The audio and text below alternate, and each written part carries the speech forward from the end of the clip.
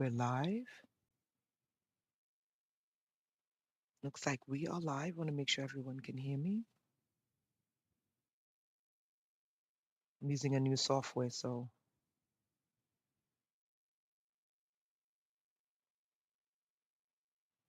we are streaming. Just need to make sure that the signal is coming in. Okay, let's see here. Looks like we're live. It's taking a little bit long.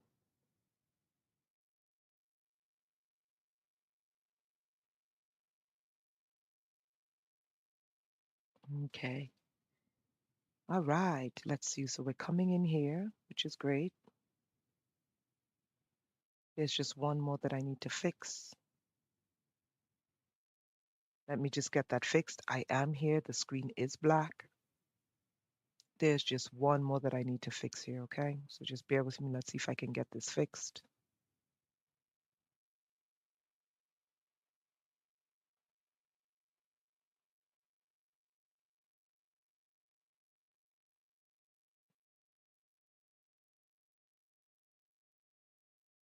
For whatever reason, this one is not coming in, and I don't know why. I don't know if it's delayed or what. Okay, no, it was just lagging. All right, guys. Here we are, here we are, here we are.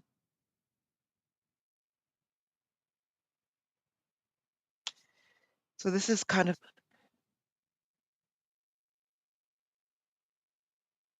okay,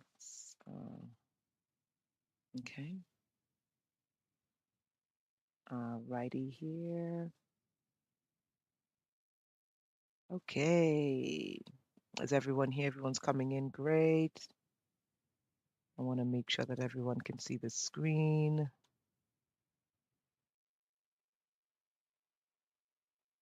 Wonderful. Everyone can see the screen. Great. Okay. Wonderful. Wonderful. We're going to have some fun today. Okay. And the purpose of this is just before we start, can everyone hear me? Before we start, can everyone hear me? Can everyone hear me? Can everyone hear me?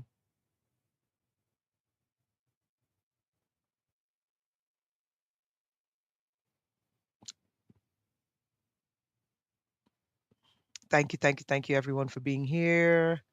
Let me know if you can hear me. Wonderful.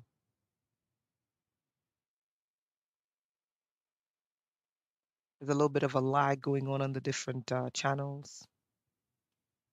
Okay. All right. So before we get started, let's get you the information for Friday. So Friday from 7 to 9 Eastern Standard Time is our group session.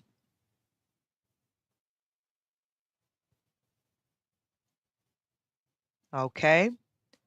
Let's get this up and going first, and then we're going to do roll call.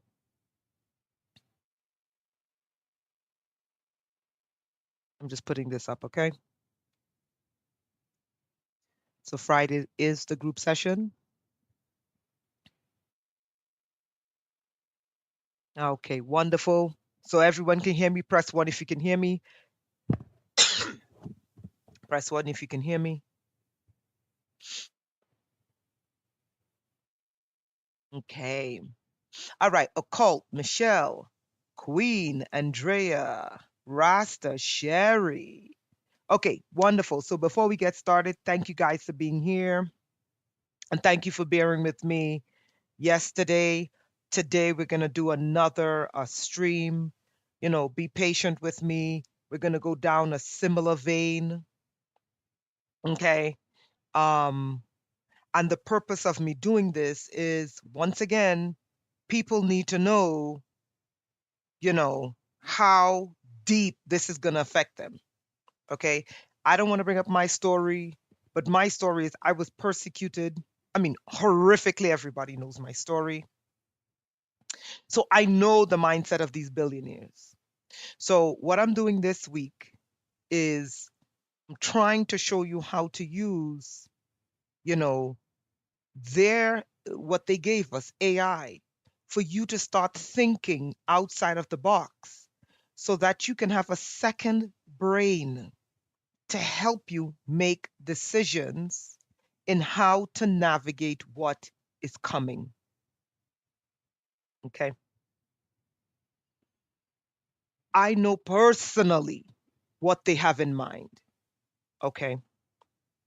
I know, looking at the numbers, I know the devastation is going to happen to MAGA more than it's going to happen to Democrats. They just don't know this, but I do. When you look at the numbers and when you look at where the cuts are going to impact, it's going to devastate MAGA. Okay. And MAGA, they've been brain and trained to think all AI is evil and demonic.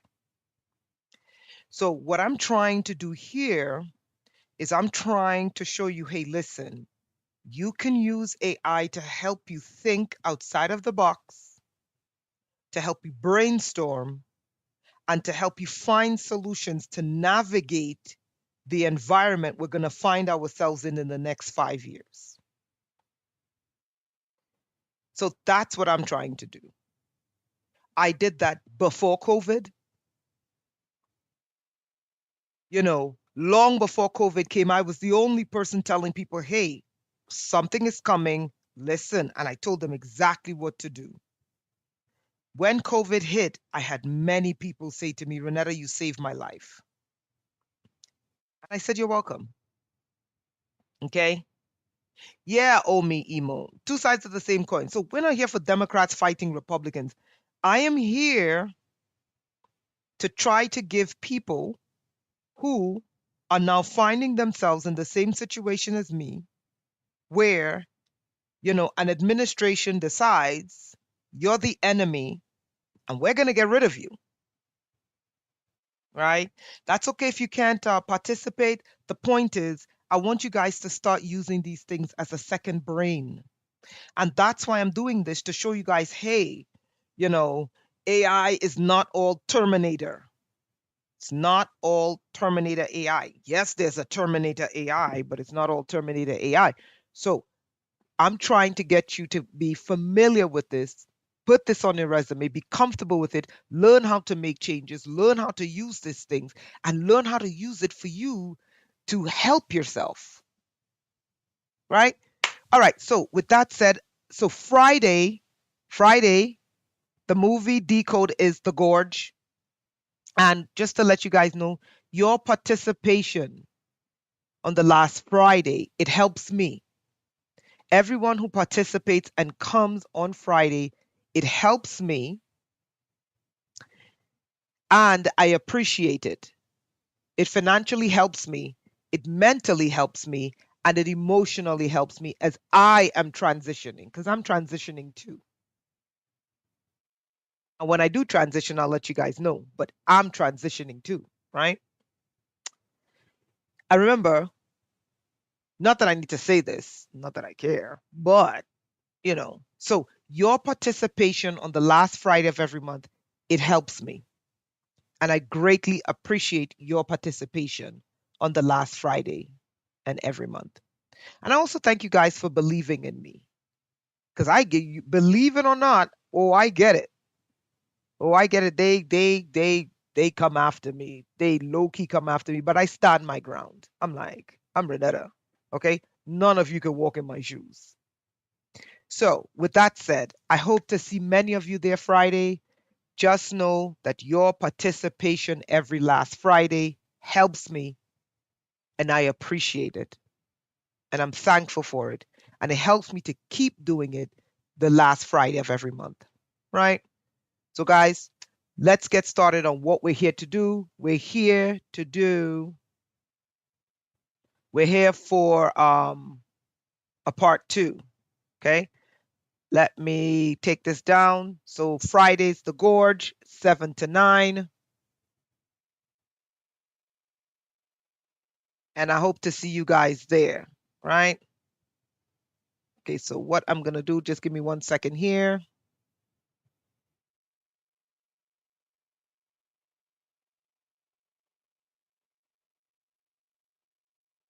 Okay.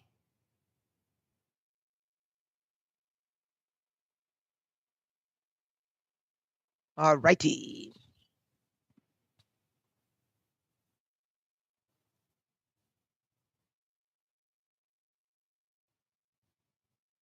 We're going to get started. I'm just lining up the comments here so I can see the comments. Give me a second. There we go. Okay, so let's rock and roll, baby.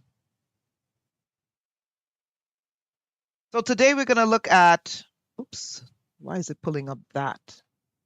Second monitor, it should be on the second monitor. Hold on. Bear with me 1 second here. Okay.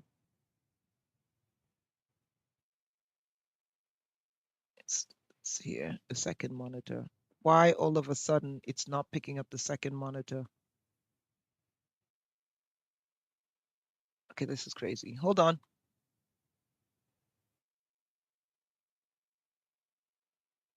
Oh, there we go.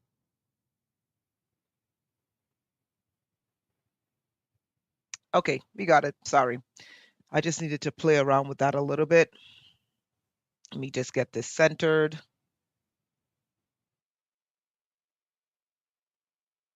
Sorry, it's new software, so I gotta play around with this software a little bit. Okay, there we go. All right, so sorry about that, guys. All right, guys, thank you for being here, right? So today's live stream is a continuation of yesterday's live stream. We were looking at we were looking at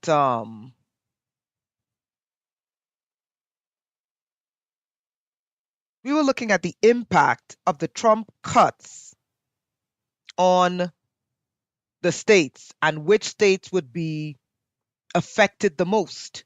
Okay, and let's leave off here, and then we're gonna get to the teachers, right? So what I'm trying to do is I'm trying to show teachers, and the next live stream is going to be veterans. I'm trying to show them with my videos. I am not going to sit back and complain about what they're doing. What I'm trying to do is I'm trying to show them, hey, listen, number one, MAGA, you need to understand the majority of those cuts are going to destroy you. If you choose not to understand it, then you are really under mind control, and there's nothing I could do to help you. The majority of those cuts are not going to hurt Democrats. They're going to hurt MAGA. Was this done on purpose? Highly possible. I don't know for sure because I'm not in the minds of these people.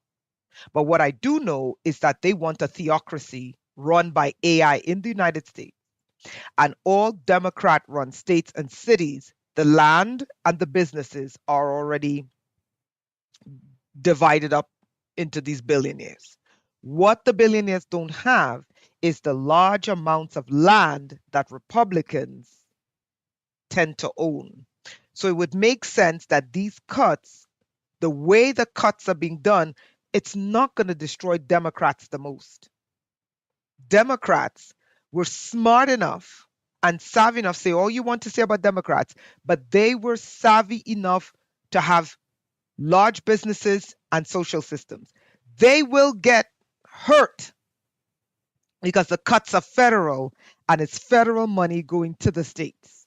I did not say Democrat states won't get hurt. What I'm saying is because of their large industry, they are more resilient to these cuts. Whereas when you look at the GDP coming from all but two Republican states, Florida and Texas being number one, most Republican states are going to go under. If MAGA doesn't look at these numbers logically and intelligently, there is nothing I can do. So, what I'm attempting to do in the next two streams is I'm attempting to show veterans That's the next stream. And teachers, that is this stream, what they can do, what they can start doing to protect themselves. Okay. Of course, teachers are going to have way better ideas than myself. But what I'm saying is, I'm showing them a framework. And while I'm doing that for them as a public service, I'm teaching you guys that you are competent enough to communicate and work with an AI. Okay. Before, AI becomes the norm and then you're left behind. Okay. So, does everyone understand this? Is everyone getting this?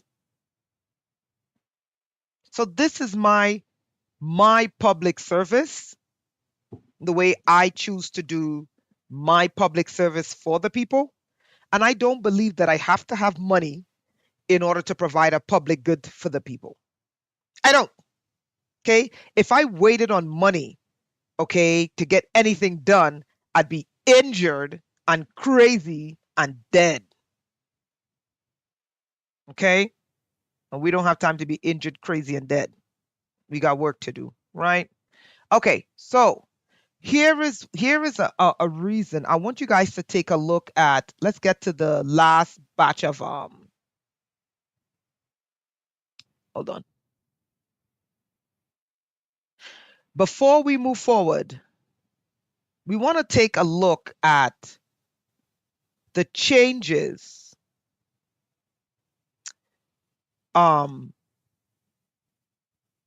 Please change his notes to increase in poverty rates. Okay, this is the changes. All right. So we want to look at the poverty rates in the United States versus the wealth of the top 10% before we move forward. And this is something MAGA needs to understand.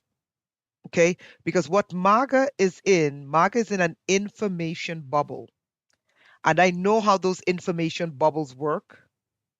They're not there to give you the truth. They're there to propagandize you and to terrify you of going elsewhere. I used to be in an information bubble when I was in the churches. They would tell you, don't go to other churches. This doctrine is the only doctrine. Our way is the only way. No, these are cults. Knowledge is knowledge and wisdom is wisdom, and you can find wisdom and knowledge anywhere. Okay, so MAGA is in an information echo chamber. There you go.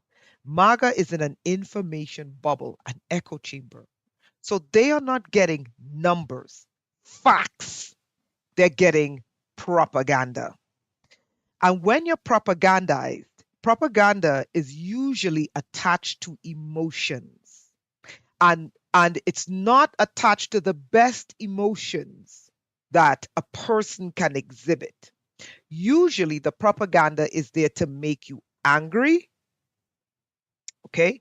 And the propaganda is to steer you to act in one particular way. Yeah? The propaganda is not there for you to act in an intelligent way. It's there to usually make you angry, and then they steer your anger in one direction.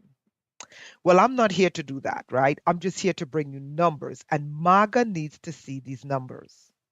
And MAGA needs to understand that, and here's the thing, everybody is angry at Elon Musk. And I'm like, no, Elon Musk is not a savior. But you do realize on the day of Trump's inauguration, he was surrounded by a plethora of billionaires. It is not just Elon Musk steering this ship. So getting rid of Elon Musk is not going to get rid of the entrenchment in the government. So before we move on to one of the solutions, we're going to take a look at some other numbers that MAGA needs to see.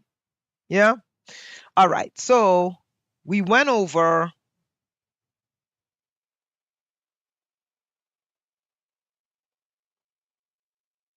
Okay, one second here.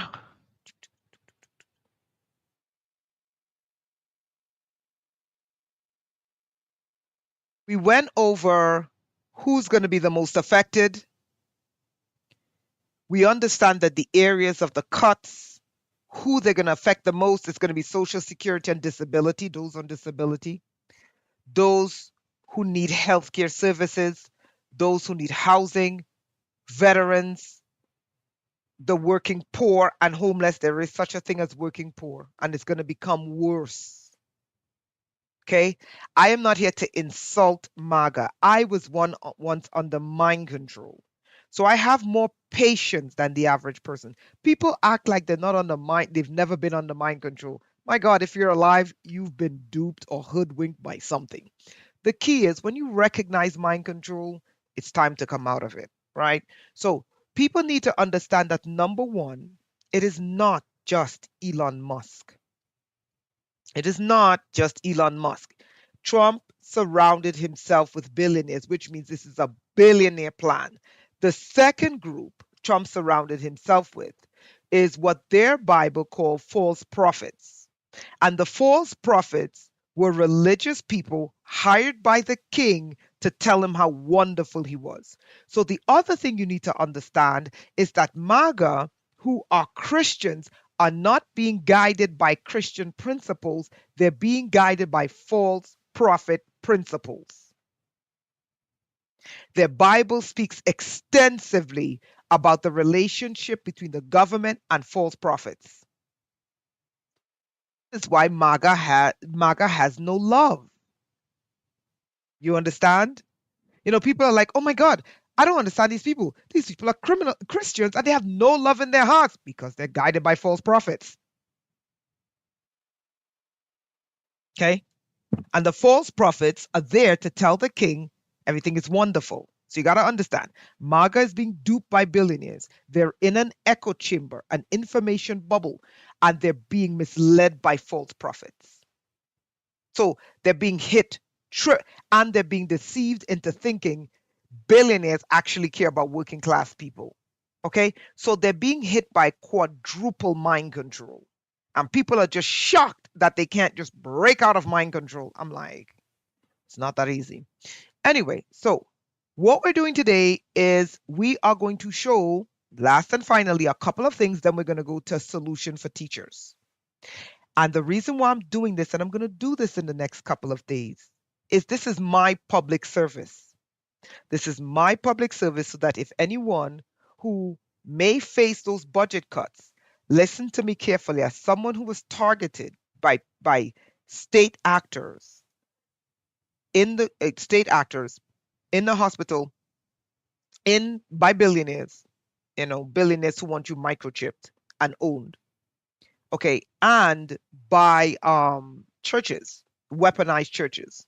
Okay, you have to understand. They just wiped my mind that these people believe in slavery. Okay, you have to understand that they believe that the energy you produce is theirs.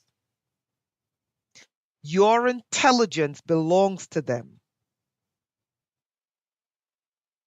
Everything you come up with belongs to them. And this is the first time, second time maybe, in American history, or maybe it's happened before, where American people, no, it's happened before 1800s, and that's when they created colorable law and a caste system. American people are coming head to head with the bankers. Okay. And they don't understand the mentality. And this is why I'm trying to do these live streams to create an intersection to show them, look, I need you to start thinking about ways around the system, your own ways. Let's get started. Okay. All right. So this is for MAGA. I think you guys already know this, right? Disability statistics in the United States. You're looking at overall prevalence, 13.4% of the civilian non-institutionalized population has a disability. Okay. The employment rate for people with disabilities, 7.5, twice that as those without a disability. Okay. You got to understand, I'm doing this because the cuts are going to affect these people. And the healthcare cuts are going to decimate this population. Okay? Right. Older adults reported having a higher prevalence. 44% of people 65 years and older compared to other age groups. 44% of people 65 and older are disabled. And they want nearly half of the elderly population. I want you to understand how cruel this is. Billionaires want to cut Social Security, and they're gutting Social Security offices. They don't care that I've worked with them, they don't care that most elderly people are not mobile. We're looking at almost half, 44% of people over the age of 65 are not mobile. And they want them to go to a Social Security office, and they're removing the local Social Security offices, so they have to go even further. I need you guys to feel the cuts.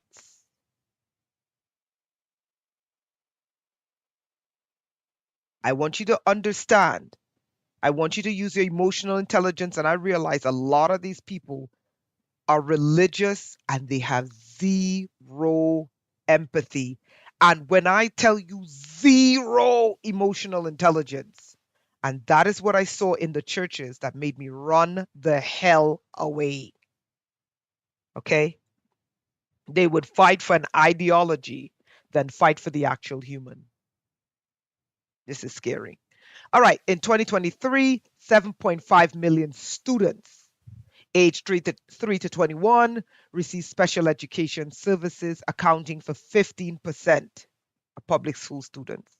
These are disabled numbers. These cuts are going to destroy this community. Okay. All right, so I said create a table of homeless population before 2020. Okay, so 2019 to 2024, you're looking at a change of about 200,000, 100 plus thousand, 567 or 568,000 to 771,000, 2024. And this is the homeless population. The homeless population in the United States is 771,480. Yeah, I'm gonna show you guys the hope. This is why I'm doing this. I want you guys to see this. I don't leave you guys hopeless, telling you about the nonsense. Okay? 2024, look at the homeless population, people. But I'm gonna show you even some more scary statistics. These figures, I'm gonna show you why homelessness is increasing. I'm gonna show you. And MAGA needs to see these statistics. And MAGA, because I know how they think because their mouthpieces tell them the homelessness of California and the homelessness of New York. But when you drill down into these statistics, there's a massive amount of homelessness in Republican states. But I'm going to show you what's causing it. Okay? These figures indicate a significant increase in homeless population in the United States from 2019 to 2024. Does anyone know what happened between 2019 and 2024?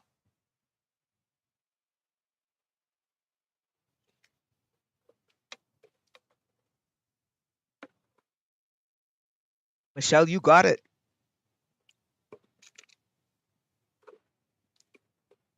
Michelle, thank you so much, Michelle. Thank you, Queen. That's what I'm trying to do. And I'm trying to get people not to be afraid of ChatGPT and not to be afraid of DeepSeek, but be afraid of the AI in the cameras. You know, the AI tracking, the tracking AI, the weaponized AI. That's what you need to be afraid of. But AI that can help you make intelligent decisions, AI that can help you, you know, it's like a second brain. AI that can help you put a business plan together, AI that can help you build a website. This is not the AI you need to be afraid of. This is the AI you need to be working with. But Skynet is what you need to be afraid of. Yes, he's creating Skynet. Yeah. Okay. All right. Wonderful. So thank you, Michelle. That's what I'm trying to do. Wait till you see what we came up with, right? So good job. And we have to get the Christians are terrified of AI. And I'm like, let me explain something to you, Christians. There is a weaponized AI that you need to be terrified of, the tag, track, and ID AI, because that's designed to exterminate. I said, but AI that's designed to increase your intelligence, like Chat GPT, when they stop kicking me off, and DeepSeek, I said, those are not AI you should be afraid of, right? All right, let's get to the data. These figures indicate a significant increase in homeless population in the United States from 2019 to 2024, reflecting an 18% increase from the previous year, suggests a continuing upward trend in homelessness. Can anyone tell me what caused the spike, the change of 100 plus thousand from 560, I mean, some would say 200,000, like 100 plus, 567 to 771,000. What happened between 2019 and 2024? COVID, right?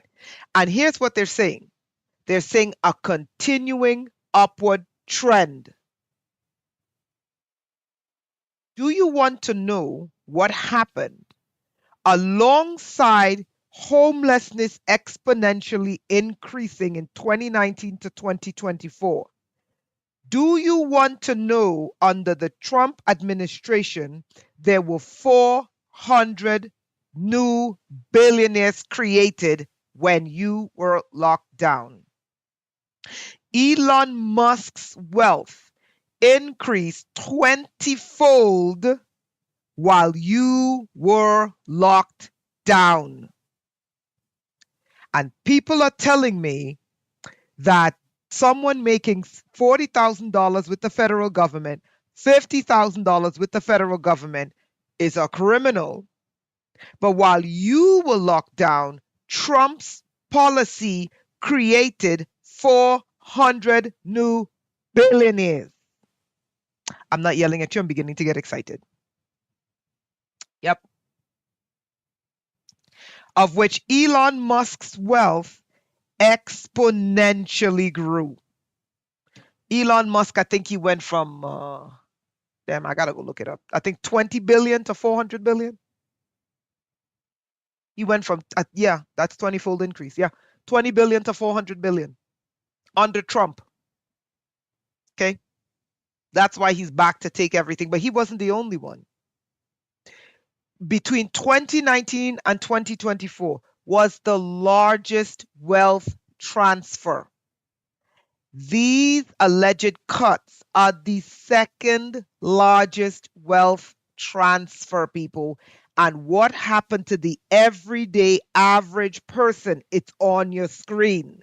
Homelessness went up to close to 1 million people. Let me show you why. Let's look at the poverty levels in the United States. Okay. And we're going to compare the poverty rate to the wealth of the top 10%. 2019, prior to COVID, poverty rates at the US was 10.5. The top 10% of wealthy people in the United States controlled 70% of the wealth in the United States. During COVID, the poverty rate increased 1%, roughly 1%. Okay.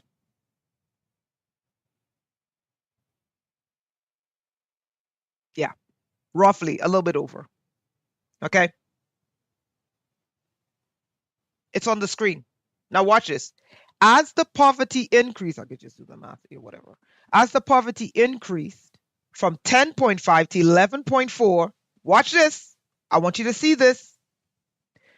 The wealth of the top 10% increased by 1%. It's on the screen, people.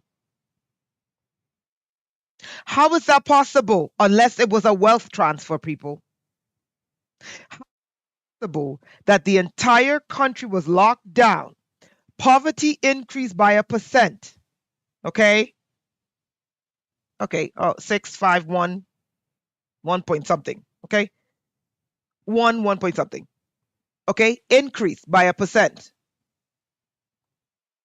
You see how this AI is so like goddamn cruel.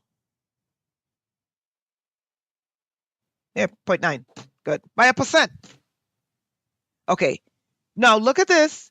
As poverty increased by 1%, roughly, watch this. The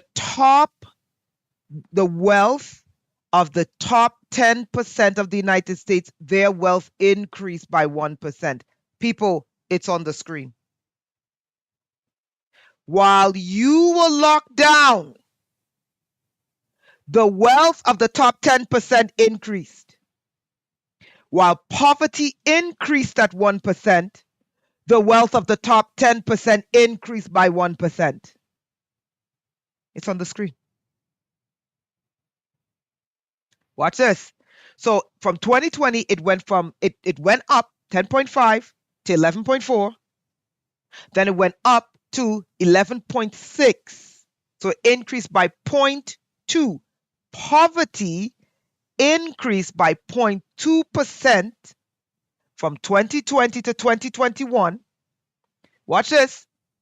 And the wealth of the top 10% increased by 1% while you were locked down. It's on the screen.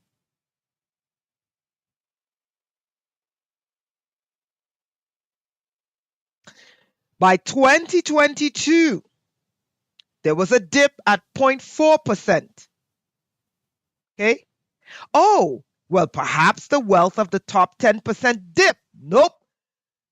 Wealth steadily increased at 1% for the top 10. Is this beginning to make sense?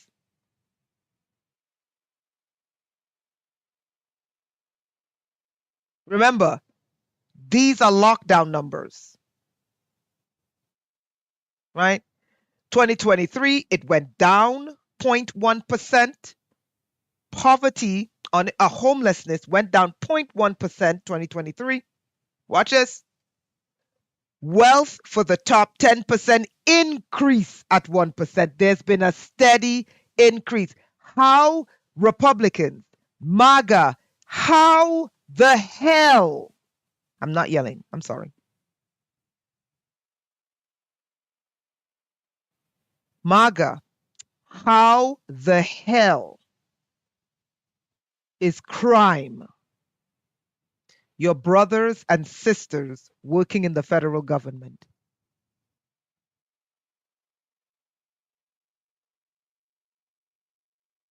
Can anybody answer me this question?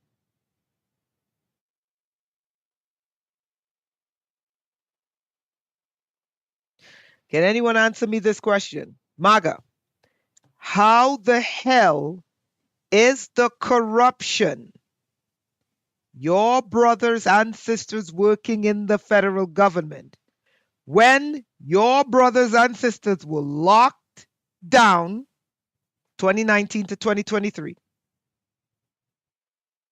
Homelessness was increasing, but while your brothers and sisters, your American brothers and sisters, whether they're black, whether they're white, whether they're Asian, whether they're whatever, whether they're Christian, whether they're non-Christian, your American brothers and sisters were locked down, but the rich kept making money. And here you are today, MAGA, justifying taking away the crumbs from your brothers and sisters. MAGA, explain this to me.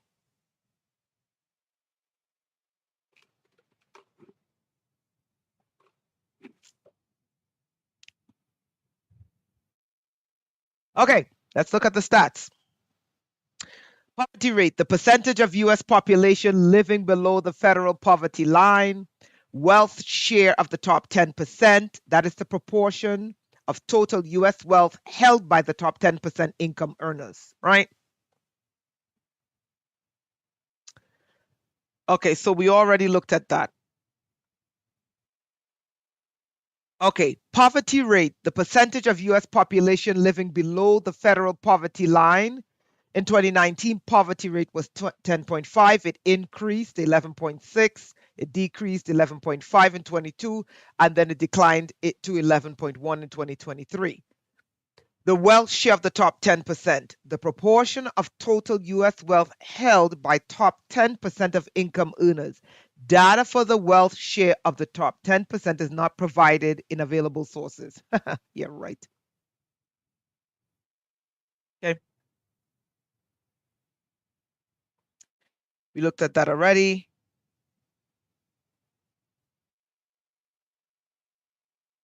All right. So what I wanted to look at was the poverty rates of Democrat versus Republican here. Okay. So MAGA, I have to ask this question. You are going after your fellow Americans to take away their $40,000 because they're fraudsters, wasters, and abusers. Here we see the actual statistics. While your fellow Americans were locked down, the wealth steadily increased to the billionaires at 1% per annum.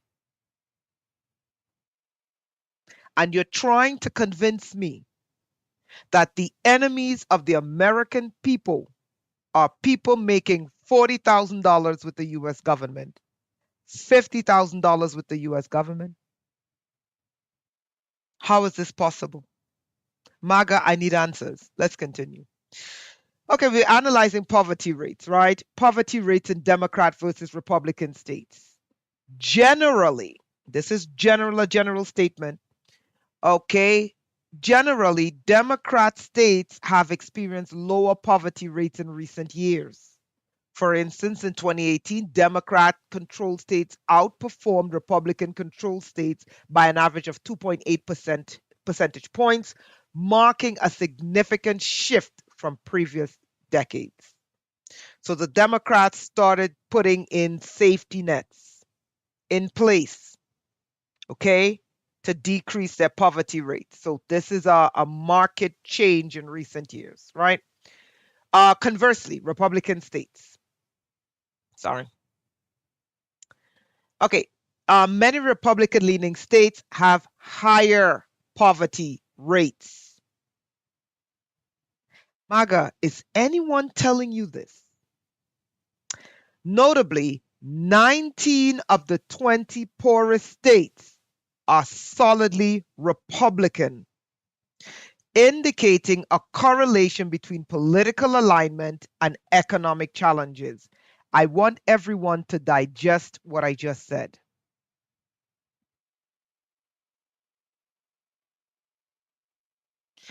Is everyone beginning to understand what I'm showing them? So when these cuts come,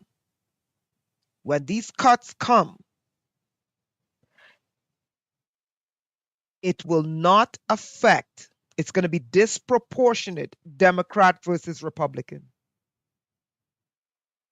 Okay. MAGA, what these people are doing is mind controlling you. You're being mind controlled by false prophets, and the false prophets are raking in the money. You're being mind controlled by in echo chambers, and they're raking in the money. You're being mind controlled by politicians, and they're raking in the money. And you're being mind controlled in an information bubble, and they're raking in the money. But I'm showing you the actual data. And I'm not doing this to make fun of anyone. The reason why I'm not doing this to make fun of anyone is because numbers equals people, and people are impacted. I am doing this so that hopefully MAGA would watch this video, wake up and say, shit, we're going to be fucked. Yes, you are. And you're not going to be fucked by someone working administratively in a government office. Someone making $40,000 a year working for the government is not committing fucking crimes. Okay? All right. So we see here, and I will give you guys the link in the end so that way you could look at the sources, the source data, because the source data is next to all of the summaries. 19 out of the 20 poorest states are Republican. What? I'm like, MAGA, what do you think these cuts are going to do to your states? What do you think these cuts are going to do to you? This policy will destroy MAGA. Wake the fuck up. You're being mind controlled and used. Okay? It never hurts to show your neighbor respect, no matter their color or their religion. It doesn't hurt to show people respect. It doesn't. All right, so we went through the impacts of the cuts, right? One of the things, let me show you. One of the things I wanted to look at was the health analysis between Democrats and Republicans. So, analyzing health outcomes among individuals with Democrats and Republican affiliation revealed nuanced patterns influenced by political ideologies, behaviors, and policies, right?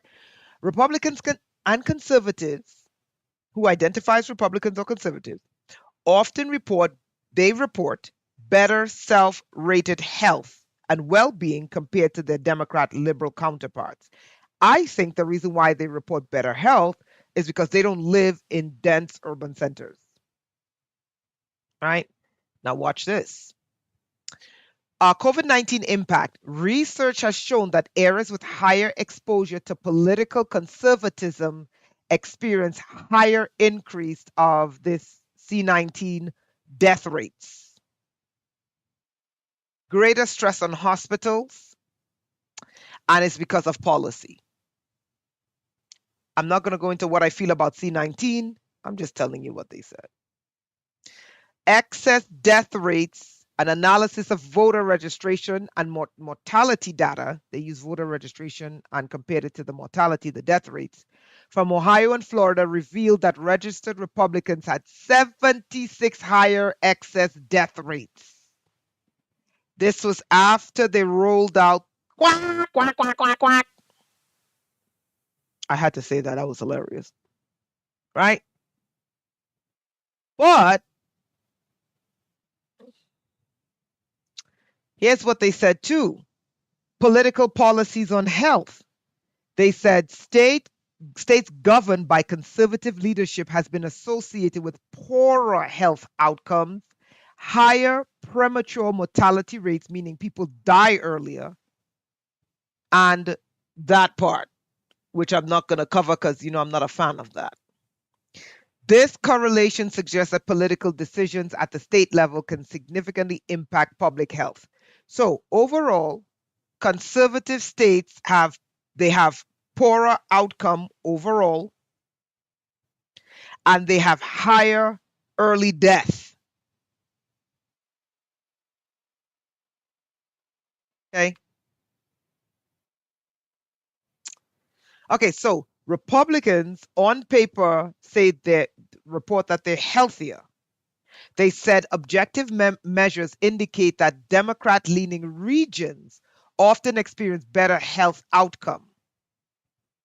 I'm going to leave that there. Right? Now, this is the crux of the matter. Okay? And then we're going to shift. This is the last part of me trying to get MAGA to understand that the cuts are going to destroy the 26 Republican states. After that, I'm done. They're going to have to figure it out themselves. Those cuts are not going to destroy Democrat states. They're going to destroy Republican states, with the exception of two, Texas and Florida. And this is after we just came out of COVID. We barely came out of COVID. Okay. And we're going into deep cuts like this. It is, to me, it is absolutely crazy that you would just suffer a massive loss 4 years, coming out of COVID, massive loss to the economy and taxes because people were locked down. And then you turn around and then just dismantle the government altogether. Now, here is the root of corruption I need Republicans to see, because Republicans love to talk about blue collar crime without actual statistics.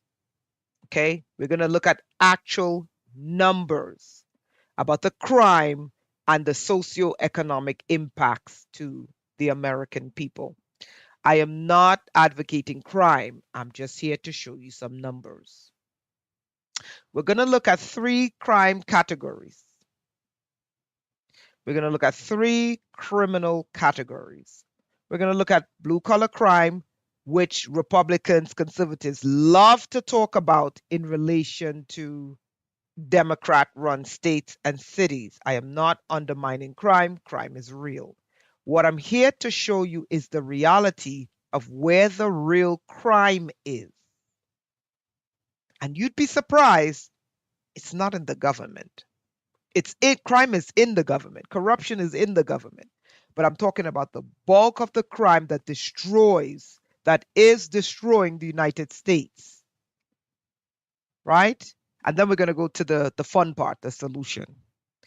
Now, MAGA loves to talk about, one of their talking points is the crimes in Democrat run cities. Even though, when I ask them, hey, what's the crime statistics for X, Y, and Z, they can't answer. And then they give me some Alex Jones narrative. And I'm just like, Jesus Christ, these people. Let's look at the actual blue collar crime. So let's look at the definition, right? Crimes typically involving direct harm or threat, theft, burglary, vandalism. The economic cost to the United States is $14 billion a year. The direct impact is property loss or damage or personal harm. It is wrong. Crimes are wrong. Crimes are wrong. Crimes are wrong, because I know how they think. They're going to say, I like criminals. And I'm like, that's not what I'm saying. Crimes are wrong. No one should be robbed, killed, hurt, or harmed. What I'm here to show you is where the real crime is. Let's look at white collar crime. White collar crime, which are non-violent crimes, and they're committed for financial gain, including fraud, embezzlement, insider trading. Look at the cost to the US government. Look at the cost to the US economy. 426 billion to 1.7 trillion.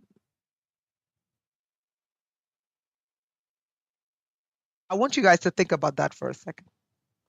Because Republicans and MAGA always talk about blue collar crime, and some of them even have websites where all they show every day is low level criminals every single day. But we have a number for that crime. Crime is wrong. But we got a number for the economic impact of that blue collar crime. It's 14 billion. But when we look at white collar crime, it's 426 billion to 1.7 trillion. Class, which crime category is destroying the United States economy? Is it blue collar crime or is it white collar crime? I'll wait.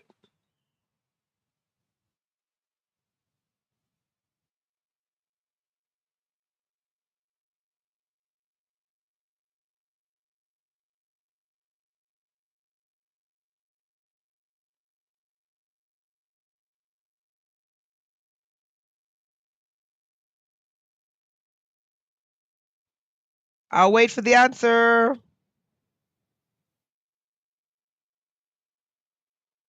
The white collar crime. 14 billion to 426 versus 426 to 1.7 trillion. Let me ask you a question. Why are we auditing the US government? Now, the US government is corrupt and crooked.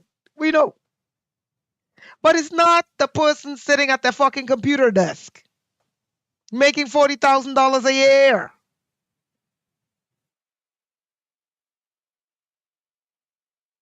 You following where I'm going with this? Look at where the real crime that destroys Americans are. Look at where it is. Now watch this. These types of crimes. Now, when we look at blue collar crime, they affect your property and your person, which is wrong.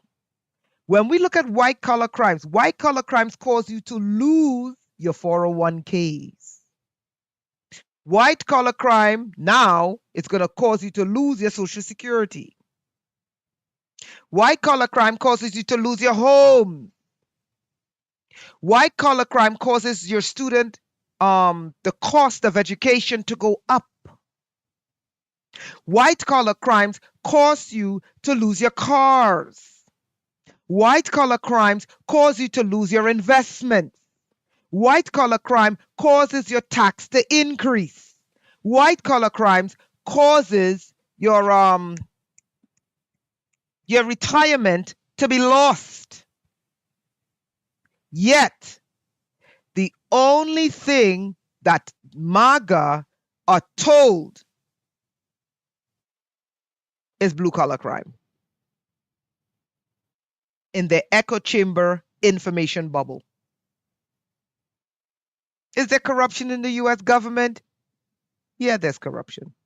But I can assure you the corruption is not your fellow Americans sitting at their computer working for the government getting $40,000 a year. I can assure you I worked in government offices. Are you fucking kidding me? Excuse my language. But are you kidding me? I worked in a government computer. You can't do shit without 10 eyes tracking what you're doing on that computer.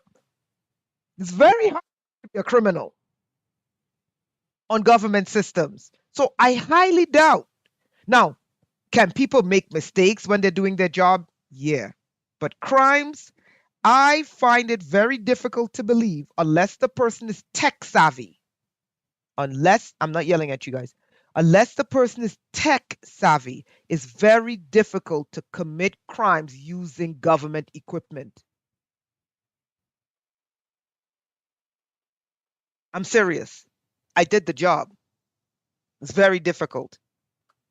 Okay? No one could tell me I don't know what I'm talking about because I did the job. Yeah?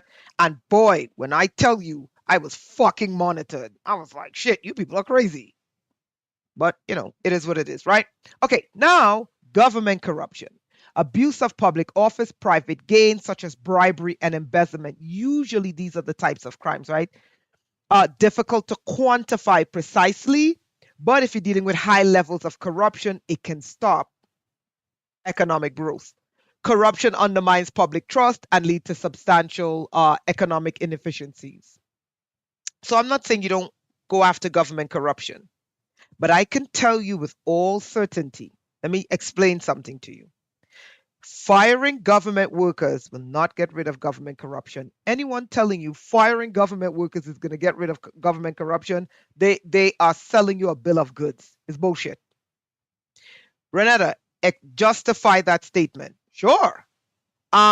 Corruption starts at the purse. When an agency is planning their budget, they have to literally, I worked in these things.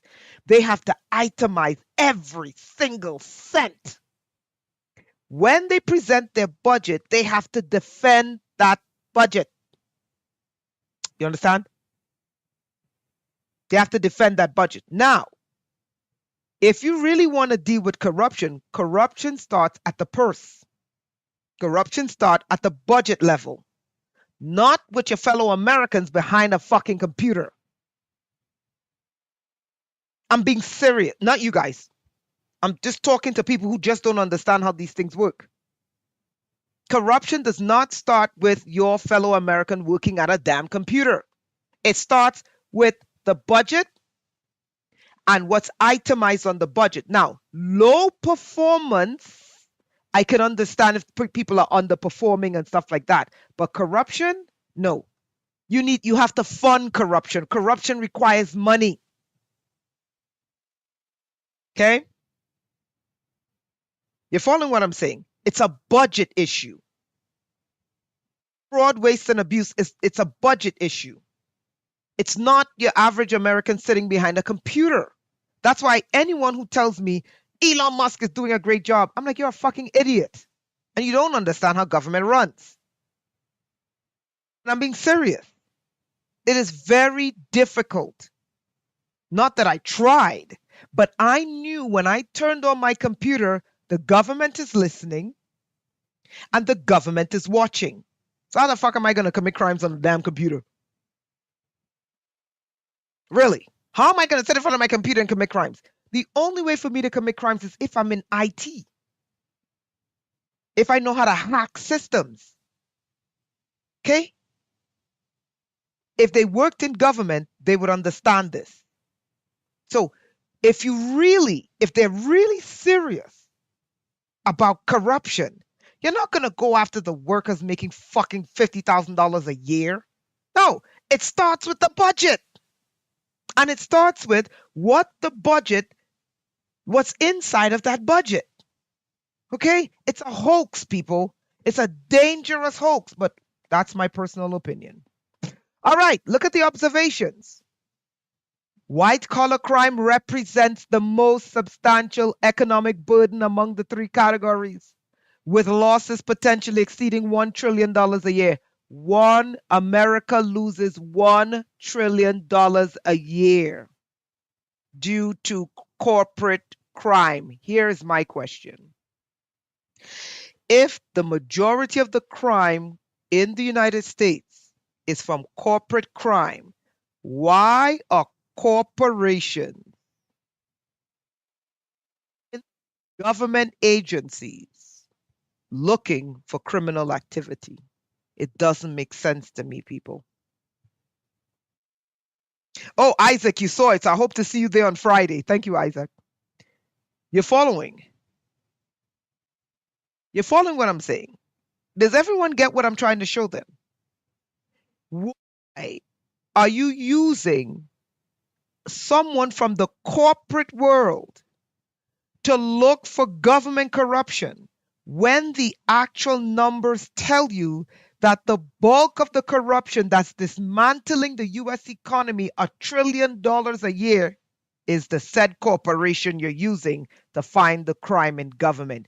It doesn't make sense. By the way, this is from the FBI. Look at what it says. White-collar crimes can destroy a company, wipe out a person's life savings, cost investors.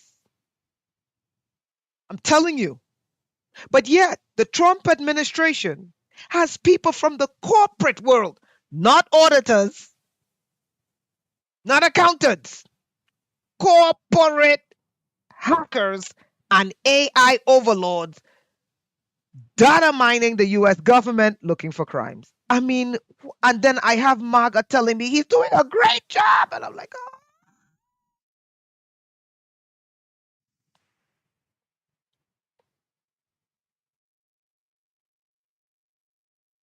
oh, Elon Musk is finding corruption. I'm like, what? You people can't be serious. I'm not saying there's no corruption in the government. I'm saying you can't bring in the corporation that's running away with $1 trillion annually, costing the United States, causing poverty, causing homelessness, causing people to lose their life savings, causing investors, destroying companies. You don't bring those people into the government to look for corruption. The guard guarding the guards. You guys get it. Now, government corruption, although precise financial quantification is challenging, the detrimental effects on economic development and public trust are profound. corporate corruption, which exists. But you don't bring in, sorry, government, you don't bring in corporations to investigate the government. You're following, right? Corruption can lead to misallocation of resources, reduce foreign investment, hindered progress. Okay, so I was looking for a dollar amount regarding that. Okay, so look at what we found fiscal year 2023. So this was Biden's administration, and it's clear that Biden's administration was auditing itself. Okay, fiscal year 2023, federal government reported approximately 236 billion in improper payments. What are improper payments? Some was overpayments, some people were underpaid, and some payments were made with proper documentation. But pay attention. Pay attention. This is a General Accounting Office, right? GAO. Now, this is Biden's administration. They found it, which tells you they're auditing.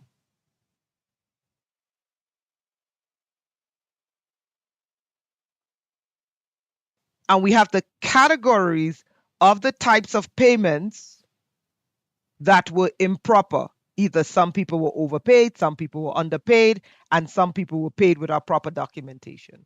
The only way you would know this is if you're auditing. This is 2023 before Trump came in. You see, if people do their homework, they wouldn't be swept up in these emotionally charged media stories, right? And this was under Biden. Okay, so we get to tax avoidance, tax evasion and avoidance. Okay, 2013 estimate by U.S. Public Interest Research Group, PIRG, suggests that the U.S. government lost 150 billion annually due to tax havens. I am quite sure poor people don't have tax havens. Global context, World Bank estimates that globally 2.6 trillion or 5% of world's gross domestic product is lost to corruption every year. Applying this percentage to US GDP suggests that the US could lose approximately 1 trillion annually to corruption. And we already extrapolated that 1 trillion is related, directly correlated to white collar crimes and the tax evasion. Poor people do not have tax havens. And yet, people are in a feverish pitch about Elon Musk causing their fellow Americans to lose their $40,000 job. But simple research will show you where the money is actually being lost. Are you guys seeing where this is going? Are you seeing where the money is actually being lost? A small percentage of it is lost due to blue collar crime, and the bulk of the monies lost by the US taxpayers and the US government is white collar crime. We don't know yet because we don't have a number for government corruption.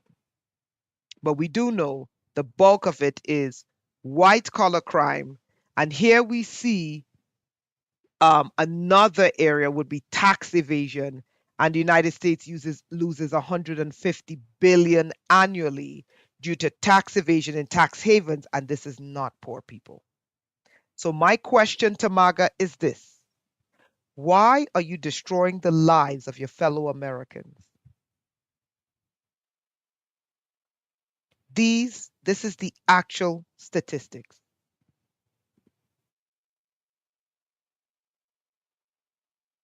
Let's continue. All right. So we looked at those numbers already. There was one other thing I wanted to show, but I think we're good with that. So is everyone following that?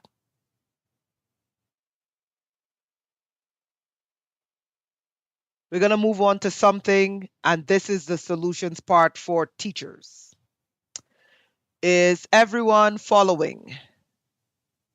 These people are so merciless, they're not even going to let me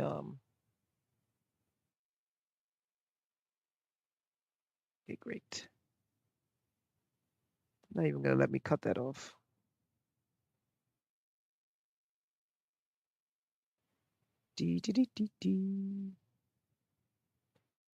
Is it beginning to make sense? How they whipped MAGA up into a frenzy, mind controlled them, and told them, yes, we're getting rid of the government corruption. I'm like, people, government corruption must be funded. Okay. Corruption usually involves money. If an agency is corrupt, it starts and ends with the funding, not the person sitting at the computer screen. Number two, the person sitting at the computer screen, if they commit fraud, waste, and abuse against the US government, you don't fire them. The US government throws them in jail. Number three, before they're thrown into jail, there has to be hearing. I haven't seen one hearing about this fraud, waste, and abuse, and people are telling me he's doing a great job. I said, where is the hearing where Elon Musk brings a case in front of Congress against the department, and the department and their lawyers defend themselves against his accusation? There is none. People's lives are being destroyed. And I'm just like, America, I feel bad for you. I feel terrible, but I understand because they did it to me. And worst of all, they are firing them on the fraud, waste, and abuse. And Trump is not just a government uh, employee, whatever that means, but Trump also works closely with corporations. So the people being fired are saying we're having a difficult time going into the private sector to find work because of the way Trump fired them. Michelle, you got it. You understand what I'm saying? I said, MAGA, what you are under is mind control. If there is fraud, waste, and abuse, the US government doesn't fire, they imprison. If there is systemic fraud, waste, and abuse in a department, I said it starts and ends with the funding of that department. I said in order to do that, there has to be public hearings and there has to be DOJ brings its case against the department. And then the department and their lawyers defend themselves in a public hearing. Has anyone seen DOJ go before Congress? I have seen DOJ go and post information on Twitter, and I'm like, that's not where the hearings are supposed to take place. They're supposed to take place in Congress, and Congress has to record the hearings in the congressional records. I said, not only that, when you find fraud, waste, and abuse, I said the department heads and their lawyers have to line by line defend themselves. Let me ask anyone a question. Did anyone see DOJ go before Congress to defend the claims of the fraud they fired? Last and finally, when there is fraud, waste, and abuse in the US government, there is an actual way in which the money is returned. When you find fraud, waste, and abuse in an department and you got the department, the money is not shifted around. The money has to go back to the Treasury. Where are the credits to the Treasury? So how is it fraud, waste, and abuse? You guys are following what I'm showing you? How is it fraud, waste, and abuse with no, because hearings on a federal level are legal cases. It's legal. There is no filings in the congressional records. There is no defense from the department. The department is not defending their budget, spending their budget. No one has gone to jail. Fraud, waste, and abuse is a crime against the US government. You couldn't even take a pencil and go home with it. Okay? Because that's government property. I'm serious. Right? So you're accusing people of fraud, waste, and abuse. No federal case. A federal case would be a hearing. Okay? No defending what you found. Doge is supposed to go to a hearing in front of Congress and defend the fraud that he found. No rebuttal from the agencies to defend their case. No congressional records, and no one is going in prison, yet hundreds of thousands are being fired. I said, America, I deeply grieve for you. I've been through it. I understand. That's why this is personal for me, because I know what it's like to be attacked and thrown under the bus and don't have any defense. And then the public thinks you're a goddamn criminal. And you're like, wait, what? Anyway, let's get to the solutions part. Yeah, Queen, they have to be blocked. Yeah, because it's illegal, I'm telling you. And they're going to reinstate, they're going to have to reinstate every single worker that was fired. They're going to have to rescind I'm telling you, sis. Every single worker is going to be rehired with back pay. I'm telling you, it's illegal. There are specific ways in which you fire people on a federal level. And thank God, and here's the thing about MAGA. MAGA doesn't understand that it was, and I'm not making this about black and white, because many people help to fight to help black people get civil rights. MAGA just don't understand why civil rights is important until they lose their rights. And thank God that civil rights is on a federal level. There is a way in which you fire federal workers, and that's not it. You don't accuse them. You don't find fraud without going before Congress and defending, hey, we found this. And then the department goes, well, actually, this means this. Where are the hearings? There's none. So how the hell are you finding fraud? Because someone posted on Twitter? I mean, it's a fucking clown show. Anyway, whatever. Guys, let's get to the fun part. So, one of the main groups who's being fired, one of the biggest groups who's being fired, are teachers. This is not a total solution for teachers. But I'm like, teachers, you got to start thinking outside of the box because it's going to get worse. Republican states will not be able to pay you. Teachers in Republican states, let me say this again. Teachers in Republican states, the bulk of the education came from the federal government. The states, 19 out of 20 states in the Republican states are poor, and you're looking at 10 out of 26 Republican states that get 30 to 50% of the federal funding, the aid from the government. Listen, Republicans and Democrats, you may not be paid. So what I did is I used my second brain, and I'm advising you use this as a second brain as well. So we're back to the solutions part, right? This is my public service to the American people because I know what it's like to be attacked, accused, and have no one defend you and called all sorts of shitty ass names. Okay? I know. So this is specifically for teachers. What I did is I went to ChatGPT and I asked it, I said, listen, I need you to create for me an ecosystem for teachers who were fired.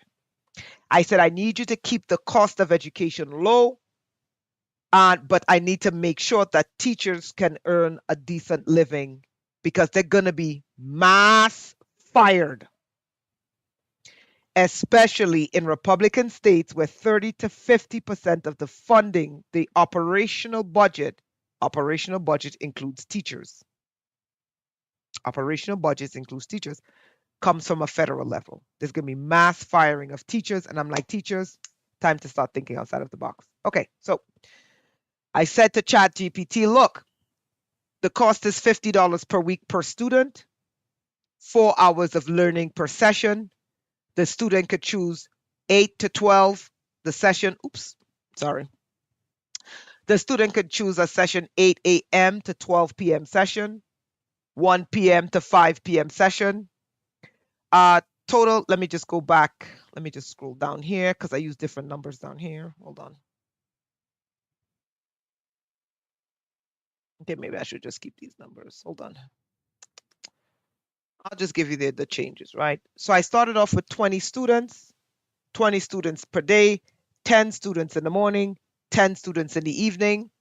The classes are math, science, reading, and comprehension. And then there's the offline learning. So I said, teachers, this is a possible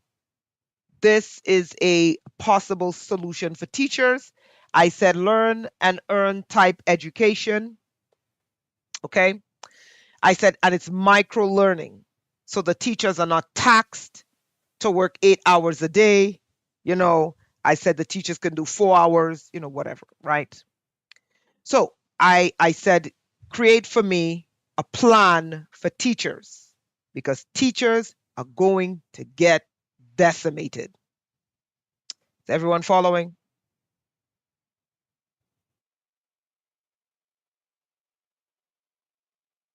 Queen V, you got it. Timbo, okay, Indianapolis, I got to see that one. And Queen, homeschooling, absolutely. Now watch this, right? I said, so we're looking at a micro online school plan for fired teachers.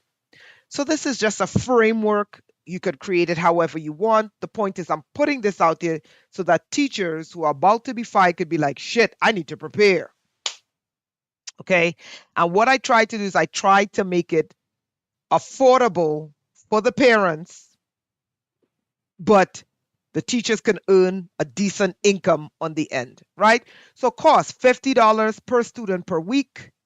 Class session Monday to Friday. Total hours in class 4 hours. There are 2 sessions for the teachers. A 4 hour session, 8 to 12 of 10 students, and then class is over for them.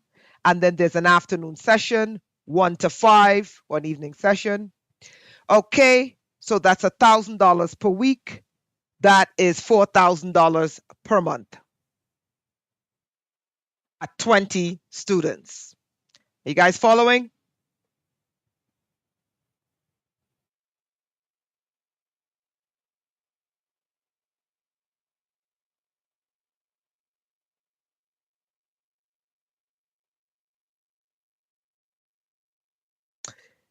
Are you guys following? So at 20 students, a morning class and an afternoon class at $50 a week, a teacher can walk home with $4,000 a month. Okay. Okay, so the curriculum could be your basics, online schooling, Michelle. This is for fired teachers to think outside. So, Michelle, let me explain. The budget cuts mean that schools are going to close. They, the, I'm telling you right now, Republican states will not have the money to pay to keep schools open. Right? So teachers have to start thinking outside of the box. They will not, the cuts are going to decimate close to half the Republican states. No problem, Michelle. So teachers are going to have to start building the teaching ecosystem outside of the school. So what I did is I queried ChatGPT to build me a framework for teachers, right? So the core curriculum could be your basics, your math, your science, your reading and comprehension. Yeah, Michelle, no problem. Right? Your core basics in the day. You can learn math Monday, science Tuesday, reading Thursday, comprehension, Wednesday, Thursday, right? Okay, offline learning. So for me, I created. Listen, nobody wants to sit in class 8 hours a goddamn day. So what I did is I said, teachers, you can do a learning to earning type model. You learn 4 hours, you earn 4 hours, right? And then they could rotate it, right? So offline learning. So earning is one of them. Earning education, education building, education inventing, education creating. Right? So the type of education model this is learn and then earn. 4 hours learning, 4 hours earning. You following? Yeah, B exists. All that's, yeah, that's a part of it. Let me show you where. So B exists said should consider tradesmen, tradeswomen skills at young ages to young adults. Let me show you. That's the building. That's the inventing. So 4 hours a day learning. Okay. After you're done learning, you got 4 more hours in the day to either earn, build, invent, create. So the teachers could use Zoom, Google Meet, Microsoft Teams, or Slack. Learning management systems, Google Classroom, Moodle, or private platform. Their offline assignments, Google Docs, Notion, or an email-based submission system. The communication could be WhatsApp, Telegram, Slack, Teams. Okay, at 20, hold on, at 20 students per day, 10 in the morning class, 10 a different 10 in the afternoon class, they can earn $4,000 a month at $50 a week. That is per student. Now we're looking at the expenses, $200 for internet and software, your digital materials, your marketing materials and subscription, $100. Your marketing at $200. Your total expenses as $500. A teacher could net profit $3,500 a month. Right? Zuripenda Chinese model. Yeah, I don't know what the Chinese model is. Right? So I know a lot of people going to say that's not a lot of money. It's better than zero. Okay? But that's at 20 students a day. Right? Okay, so scaling strategy for the teachers. Expand student capacity by hiring more fired teachers and increasing class sections. Create additional subject offerings, develop a membership model, offer recorded lessons, tutoring. Okay. When we increase to 30 students a day, we could do 15 students in the day, 15 students at night. This is just a framework so that teachers don't feel that, oh my God, Trump just gutted the Department of Education, we're all dead. You're not hopeless. There's a second brain you can use, ChatGPT, even though they keep kicking me off. You know how that goes. I'm going to have to start using DeepSeek, right? Okay, so at 30 students a day, okay, this is a mistake, but if you're using 60 students a day, 30 in the daytime, 30 in the evening, the total revenue is $12,000 a month at $50 a week. Do you guys see the math?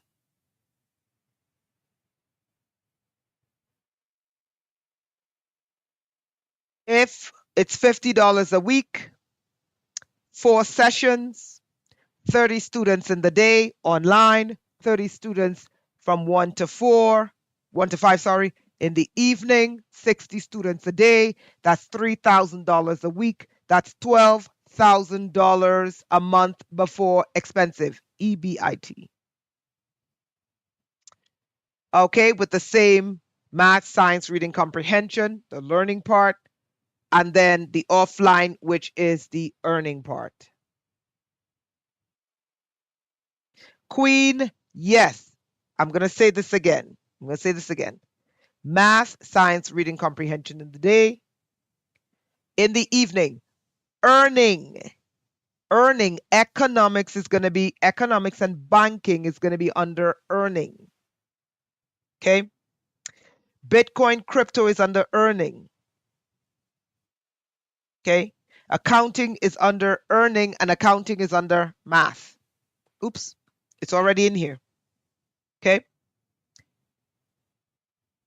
So it's in here. It's in the framework, right? So we outline that. So the teacher at 60 students a day, that's 12,000 a month. Internet and software 300, digital materials and subscriptions, marketing, administrative support. The teacher can take home $9,900 a month at $50 a week. Okay. Now, one of the ways we can get this up and running to help teachers, the micro learning affordable schools, now that we no longer have a Department of Education, until the courts step in and say, yes, we do, you don't have the right to do that. But in the meantime, while we don't have a Department of Education, and I'm just like, if they get rid of it now and the courts reinstate it, they're going to get rid of it again. Why put yourself in that? I hope people are beginning to understand what the hell I went through. Right? So, to make micro learning affordable, tax credits and funding can help it. Education tax credit.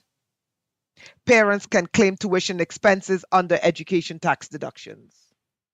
State and federal grants, corporate sponsorship, scholarships and vouchers, employer backed learning. Okay. Okay, so when we do 30, oh, hold on 1 second, hold on. Just bear with me here. How do I mute this? Hold on. 1 second, okay, guys?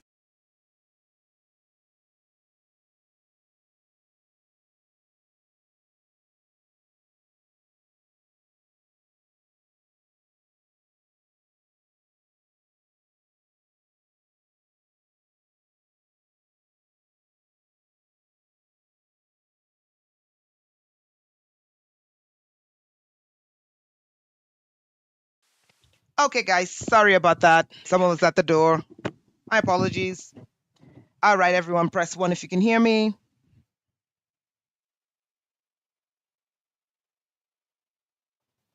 Press 1 if you can hear me.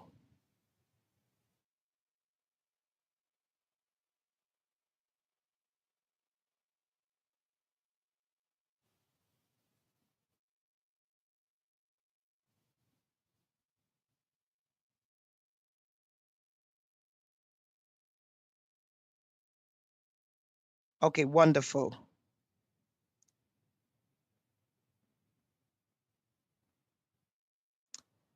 Okay, great. Now watch this.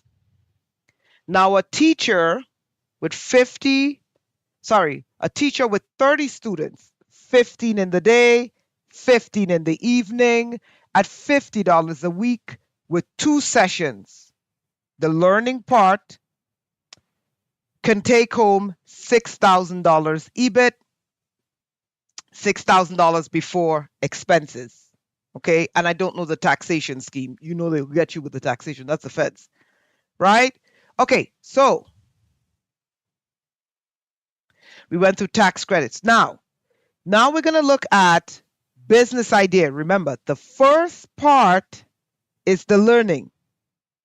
So what teachers can do now is, instead of them teaching 8 hours a day, look, the way I see this, okay, as someone who the beast came after, if they destroyed the Department of Education and the courts reinstated, if they ever get back in power, they're going to do it again.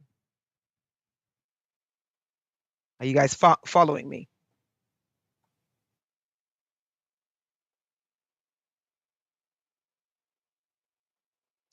Are you following me? Okay? And they're going to keep doing it until they destroy it.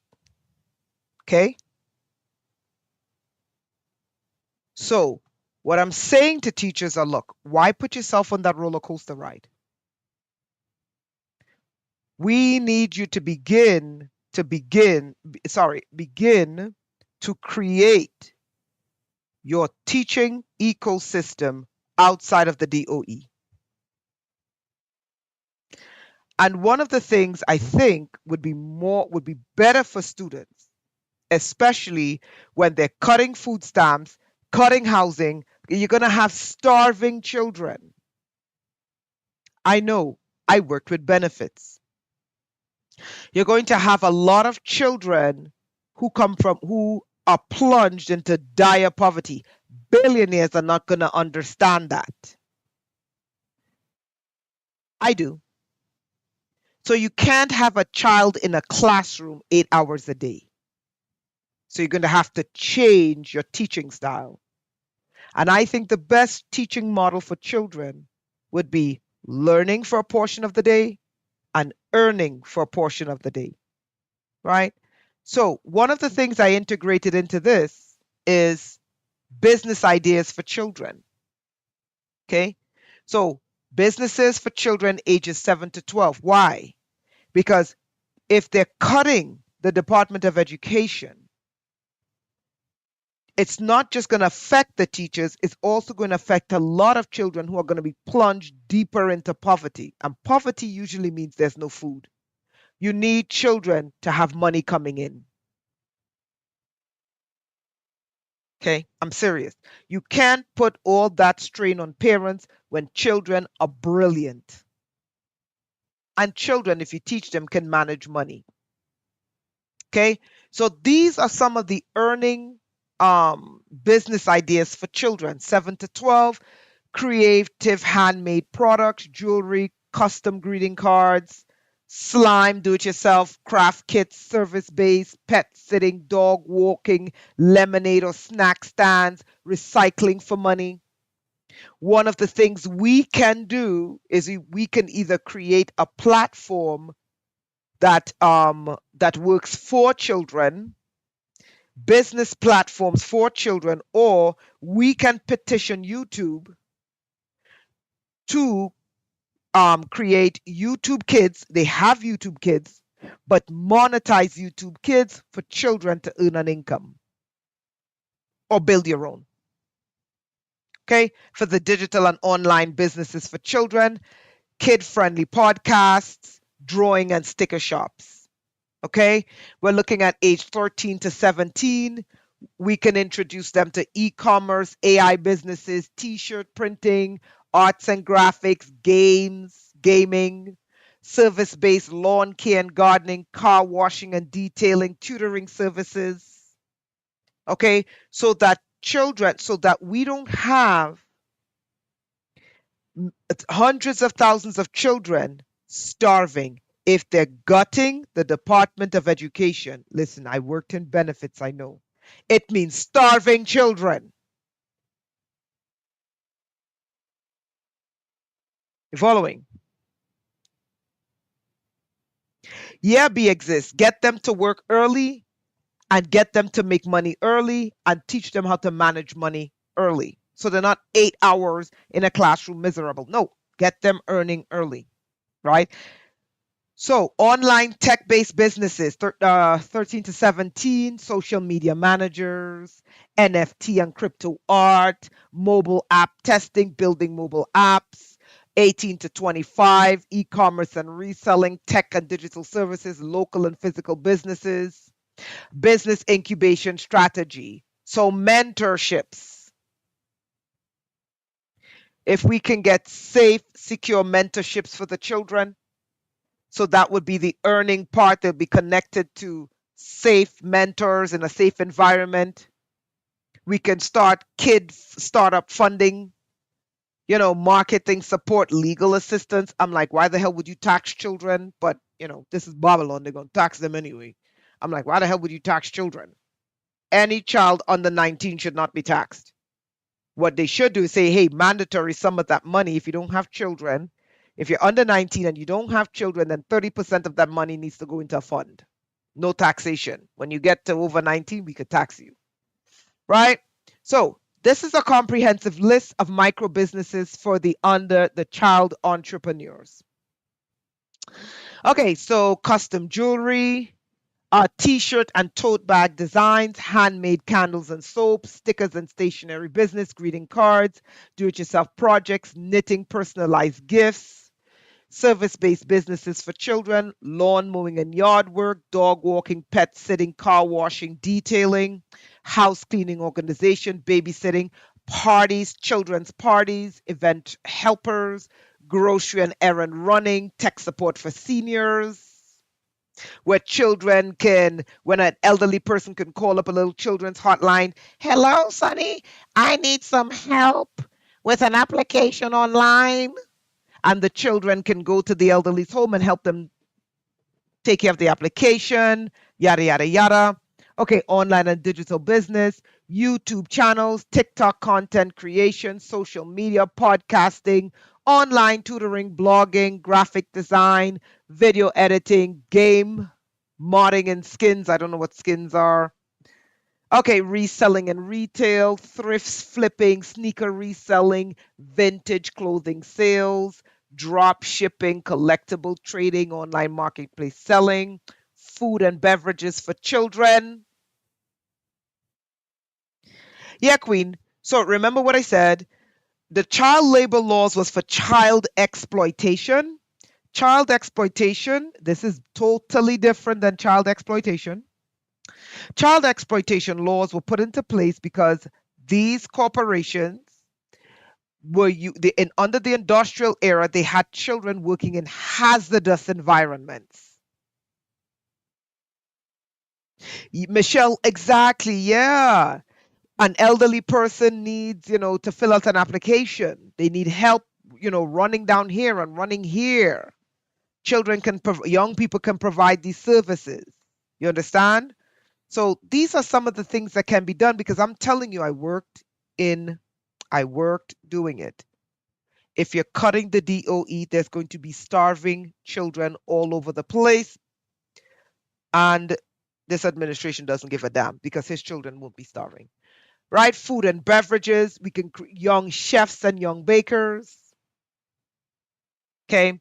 Healthy snacks, meal prep, candy and snack reselling, tech and coding for children, educational and coding businesses, music lessons, art and drawing, language and tutoring, STEM, homework help assistance, children who are into, eco and green, planting and gardening, eco-friendly gift wrapping, upcycle, craft, recycling, a whole list of industries for children. Yes, Michelle, that's why those child labor laws came in. This is not related to child labor laws because they're not going to overwork the children. The children are going to start businesses doing what they want to do, as opposed to child exploitation, where they didn't want to do those jobs and they were sweeping chimneys and soot and dying of lung disease and all sorts of craziness and putting them to work in dangerous factories and they were falling in vats and burning alive, and you know how that goes.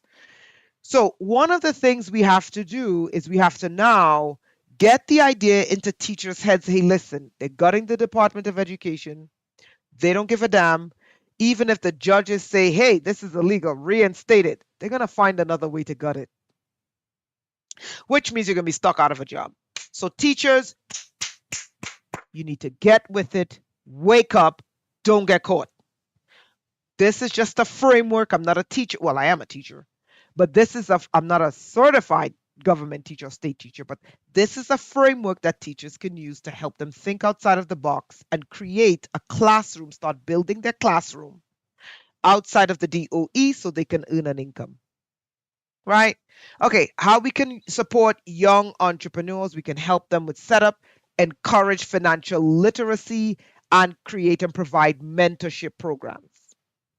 Still happening in Africa. What amazes me about MAGA, Elon Musk runs slave mines in Congo. And I'm like, MAGA, so it's okay for Elon Musk to use African children to mine the minerals in Congo, dying left and right, but he's a savior in the United States. I just don't. Anyway, let me just continue. All right, so mentorship, micro business mentorship program for children. We can call it Young Entrepreneurs. Yay! Academy. Introduction. This is the program structure: understanding business and money, choosing a business idea, creating a micro business plan, building and launching their business. Remember, the second part is earning. We're getting the children up. We're getting them to make their own money. We cannot have, if the government is not going to make sure every child has food, We have to be mature enough to say, hey, listen, our kids are smart. I mean, I don't have kids, but when I see children, I'm like, damn, these children are smart as hell, right? So you can't put the additional strain on the parents to provide everything for the children because it's too much stress. So one of the ways you could take off some of the stress off of the parents is by getting children to work, getting children into the economy. And I hope if something like this picks up and it becomes an economy, I hope once they're 18 and under, they're not taxed. But the government could say once you're under 18, it's mandatory you put away 30 to 50% of your income. Right? Right. So phase three, growing and managing the business. You're tracking sales. You're teaching the children how to track their sales and expenses, saving, investing, reinvesting, and goal setting, understanding taxes if applicable. I personally don't think children should be taxed, you know, but that's just me. If they're under 18, I'm like, why are you taxing them, the children?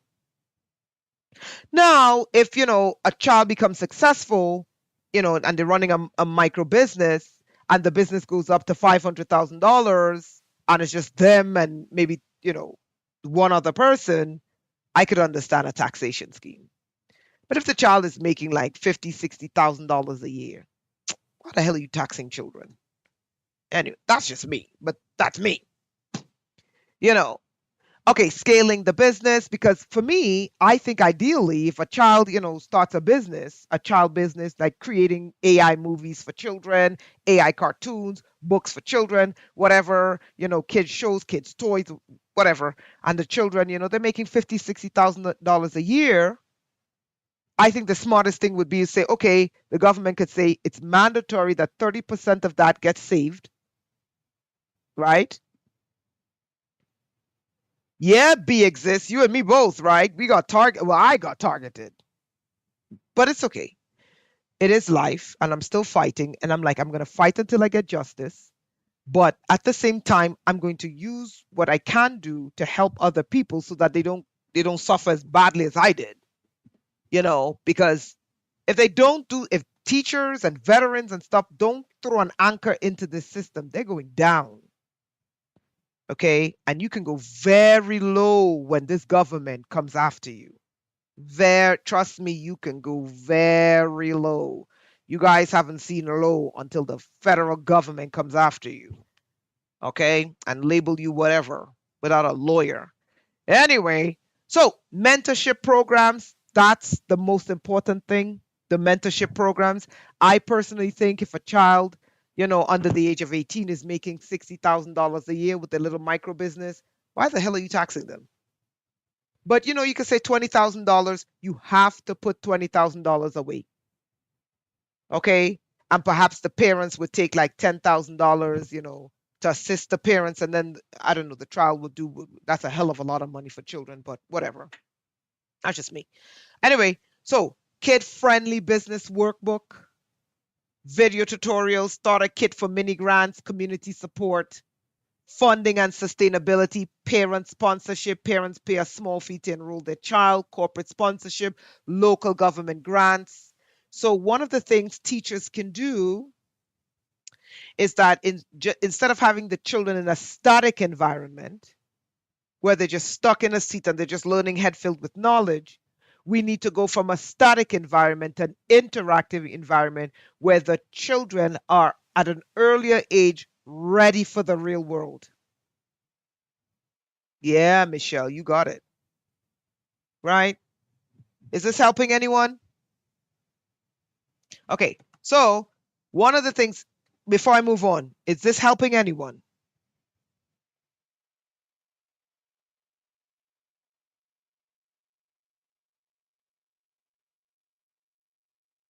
Are you guys beginning to see how you can use Chat GPT for solutions? Is anyone here an educator? Educators, you got to wake up, honey. Educators, you can't sleep on this system. Okay? Michelle, you're welcome. Andrea, you're welcome. Educators, you can't sleep on this system. I keep trying to tell this is real and tangible. Thank you, Michelle. My sentiments exactly in helping others. Thank you, guys. Listen, educators, you can't sleep on this system. I'm being very serious. The reason why I say this is this. If they have the audacity to get rid of the DOE, they want the DOE dead. They're going to find a way. Why let them catch you sleeping? You got to start building ecosystems outside of the system. If the judge says, and I know the judges are going to say, what the hell are you doing? You can't dismantle the DOE. Only Congress could do that. They're going to do it until they find a way, right? So you got to start thinking about ecosystems outside of the federal government. Number two, when the federal government cuts, you need to look at your state budget, look at the operational budget.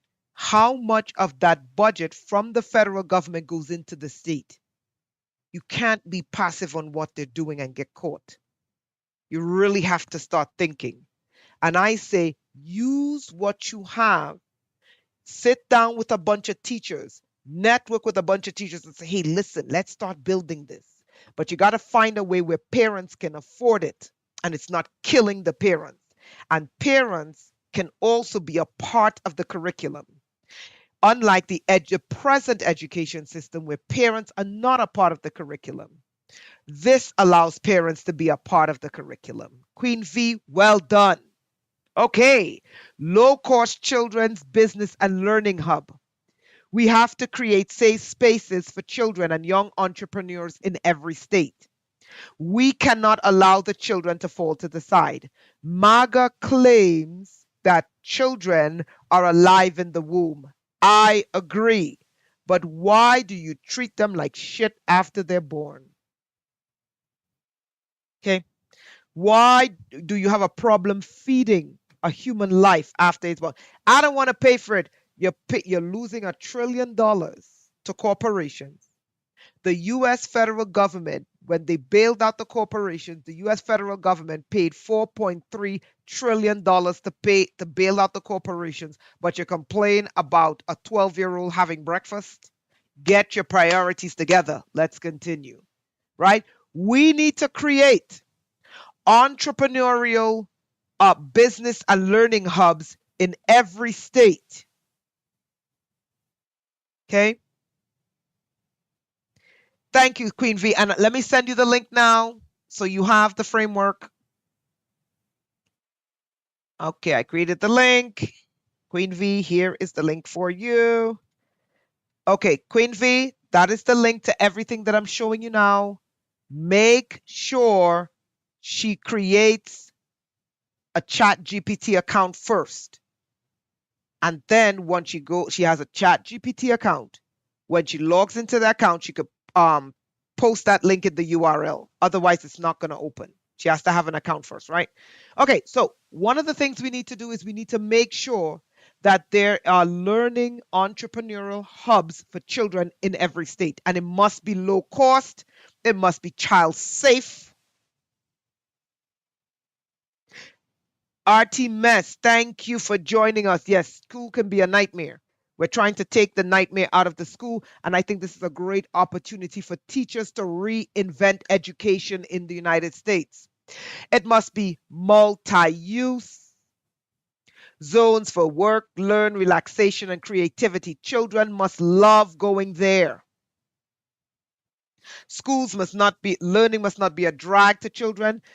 Children must love going there, and it must be safe, child safe. Must have garden and green spaces. Not enough gardening, not enough green spaces for kids. The site layout, this is the boring part. You don't need to know about this, but business and learning spaces must be there. Mentorship hubs, computer tech centers, office supply station, work desk, meeting rooms for children. Creativity and hands-on zone, garden area, kitchen and small restaurant, workshops and inventions lab. If children want to go and start tinkering with stuff, build stuff, invent stuff, we need an inventions lab. We need a content and creation studio where there are studios where children can go and make their videos. We need an AI hub, a computer hub where children can go and create their AI movies for children, their AI books, whatever have you. Indoor play and relaxation, outdoor a playground and sports arena. It must be low cost. You want to keep the administrative costs low, use existing buildings, use shipping containers. They could be mobile, recycle and donated materials, solar panel, a zero waste, zero waste, zero waste. Okay. Okay, so business and funding model. So instead of a centralized DOE where it's billions of dollars coming from the federal government, okay, we can have decentralized coming up from the ground, horizontally from the state, and some coming from the federal government. Do you guys see the funding?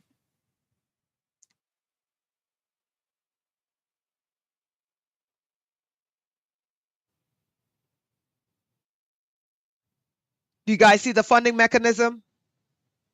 Okay, and we have to create a robust incentive for parents.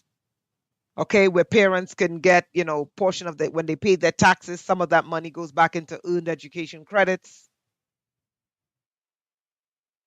Okay, do you guys like this? I want your feedback.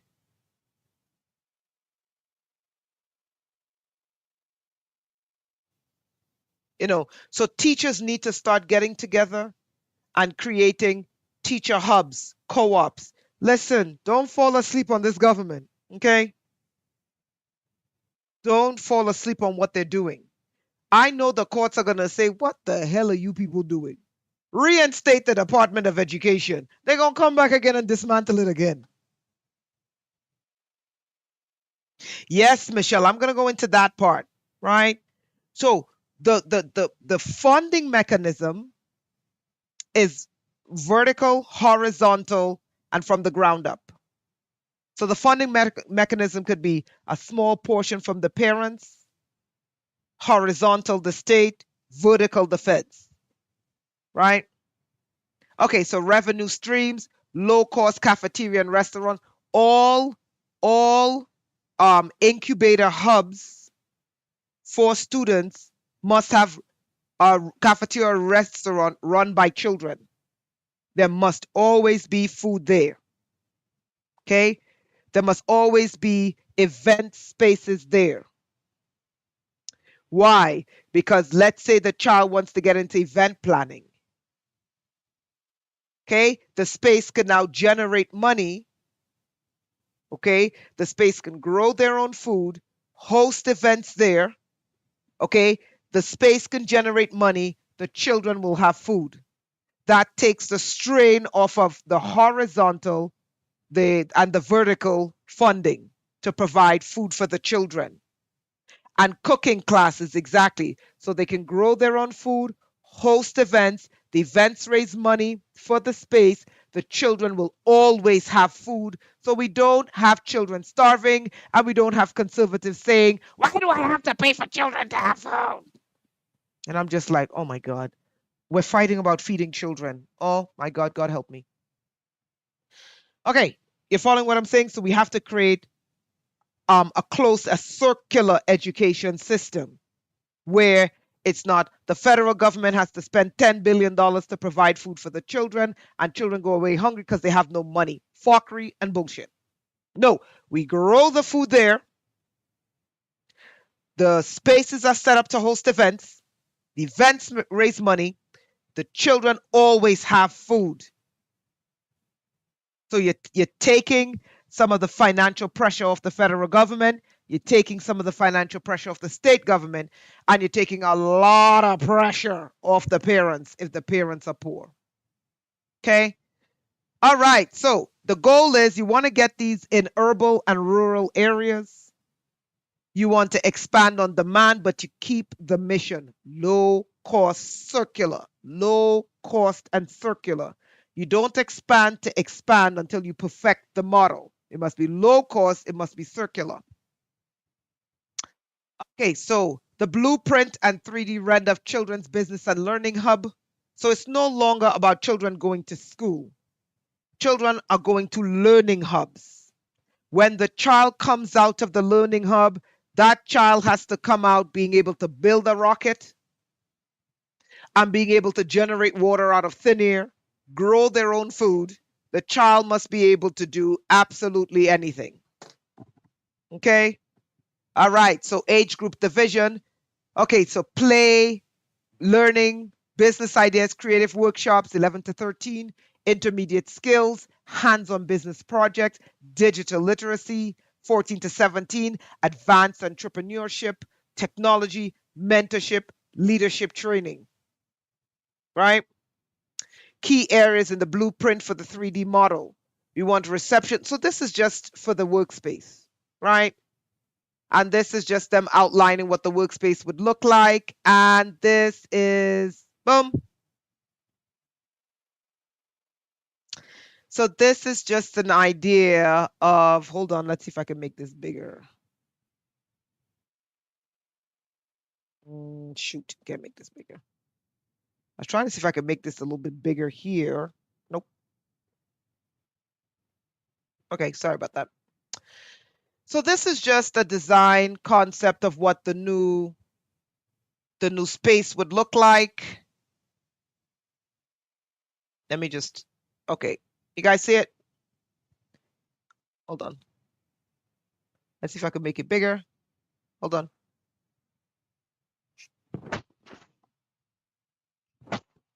Nope, still not big enough. All right, hold on. So that's what the space would look like. Sorry, I can't make it any bigger, right? So instead of your traditional schools where children feel like they're going into a prison, of course, Michelle, absolutely. You're going to have, what you want to do is you want to keep the administration low, but you just want to have security for the children.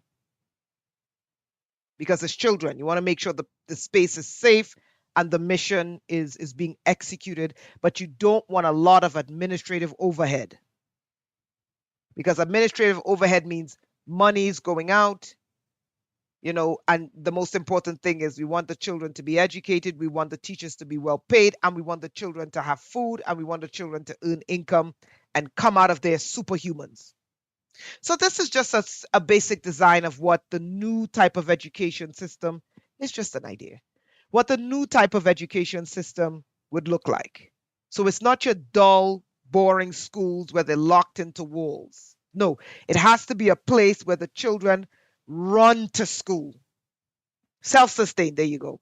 Not just self-sustained, but appealing.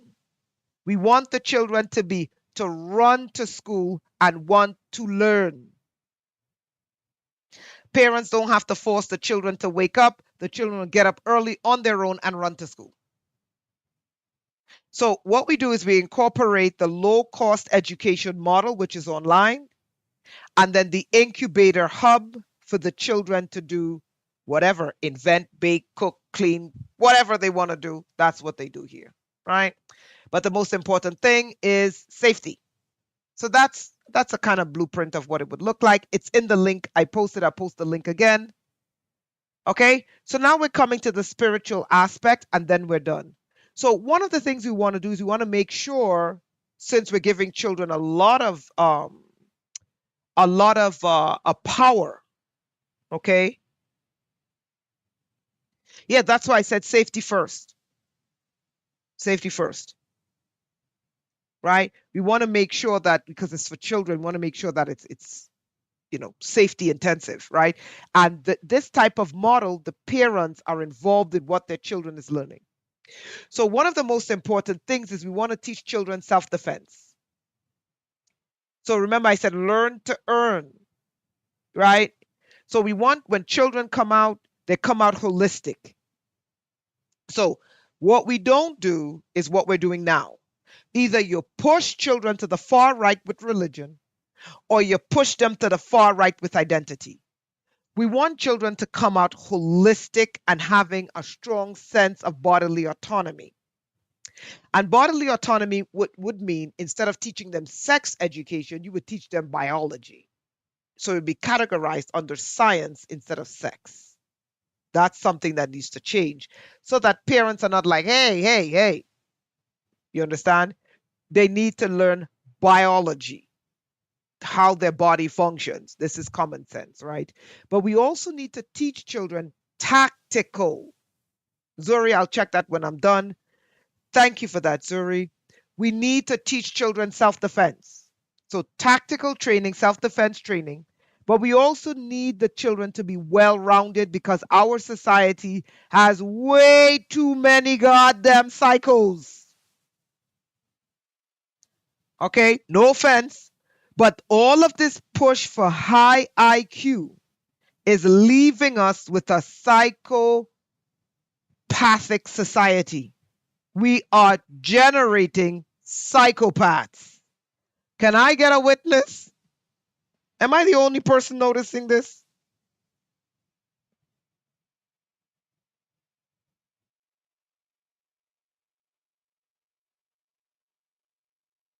Thank you, Zuri.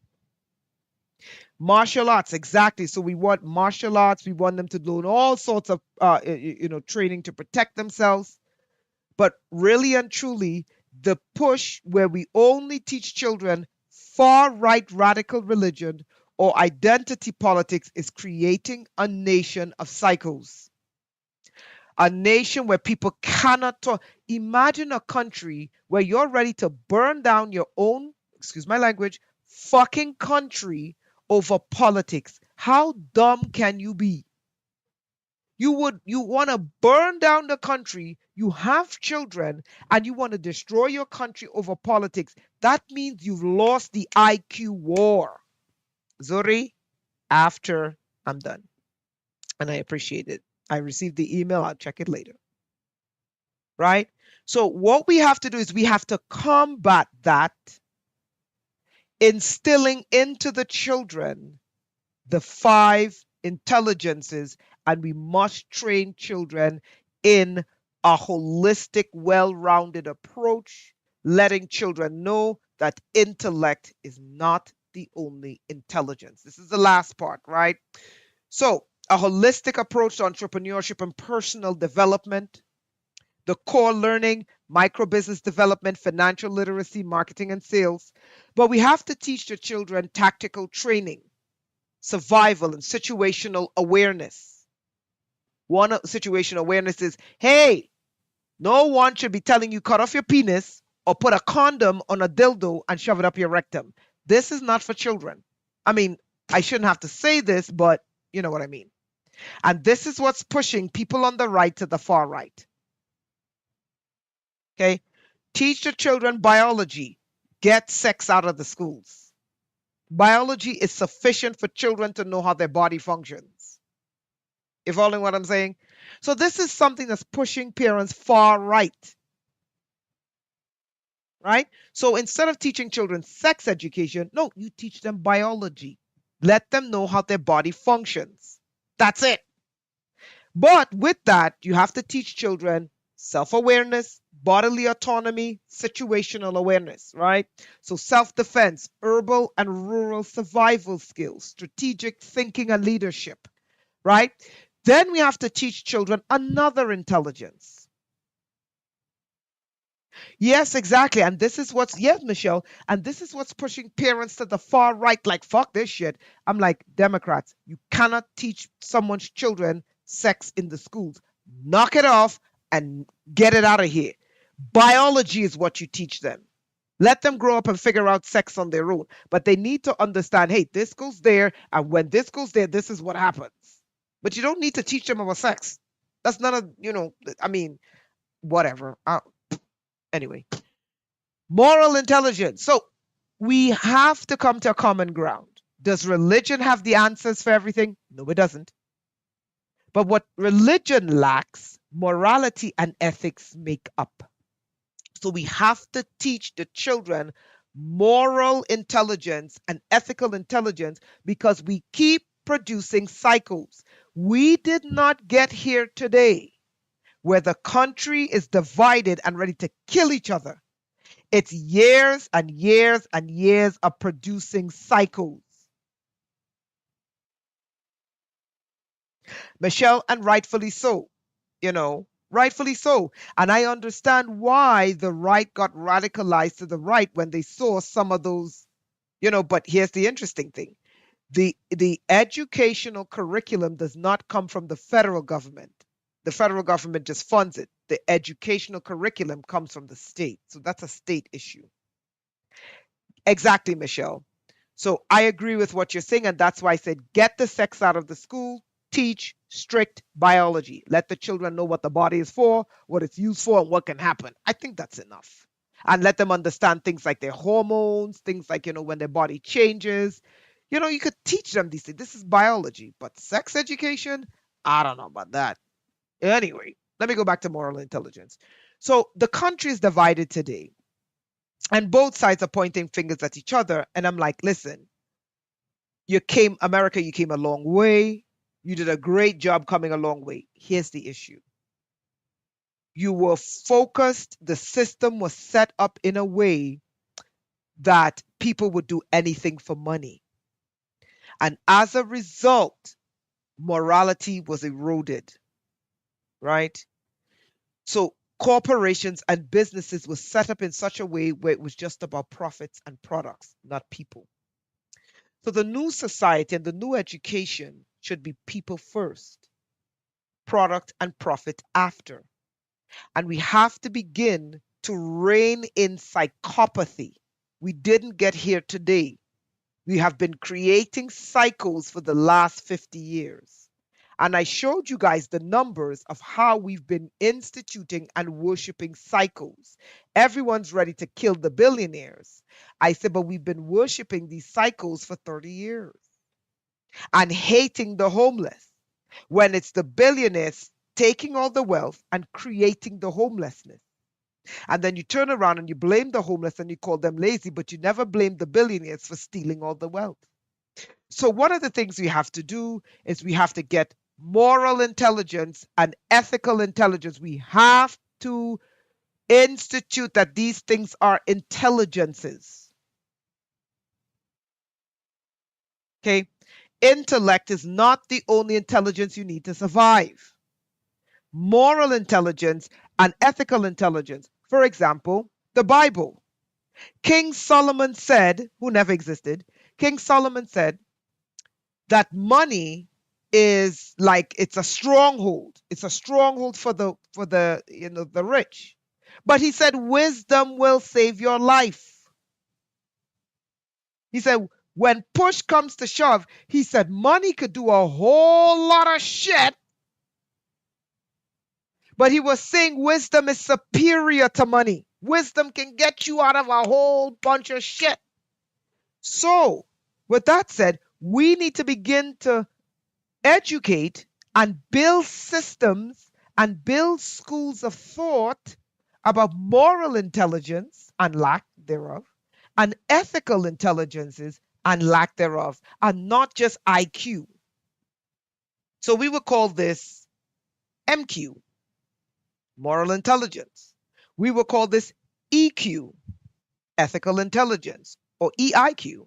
We would call this SQ, spiritual intelligence.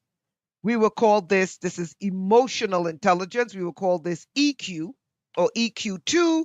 And then we would call the classic IQ. We need more than just IQ because a society filled with high IQ people is producing psychopaths. Right?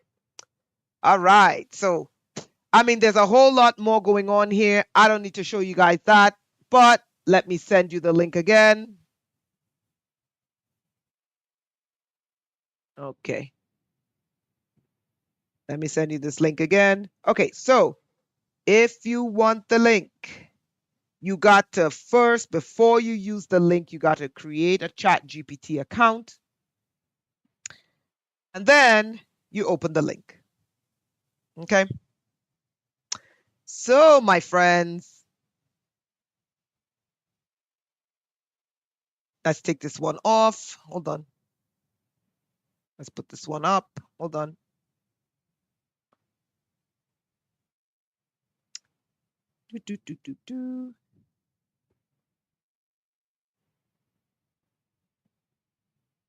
All right, so before we check out,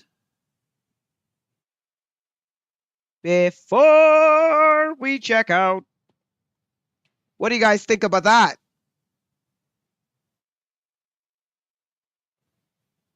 Before we check out, what do you guys think about that?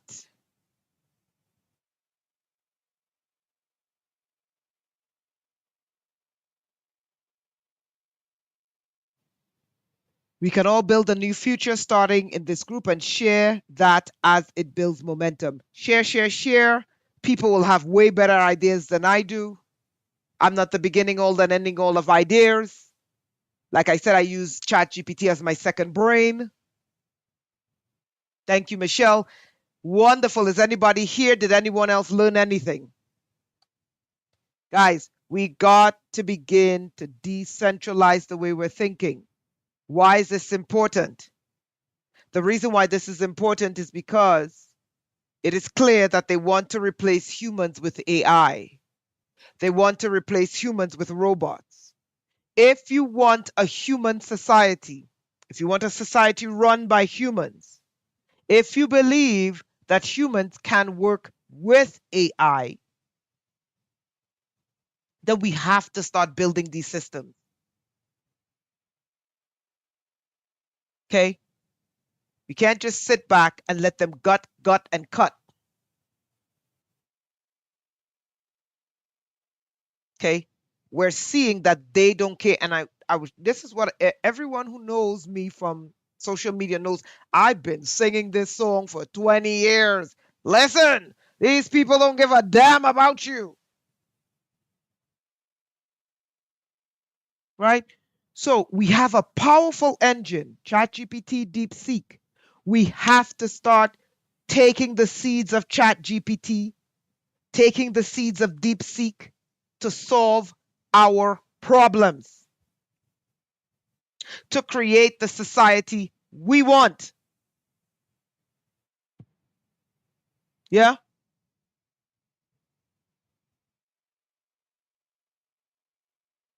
Michelle, thank you. We all got to start creating the societies we want. We got to do it now. The billionaires are letting us know we don't give a shit about any of you. The Secretary of Commerce, Lutnick, listen carefully, and then we're going to wrap it up. Lutnick, the Secretary of Commerce, said, he said, if your granny doesn't get her Social Security for 1 month,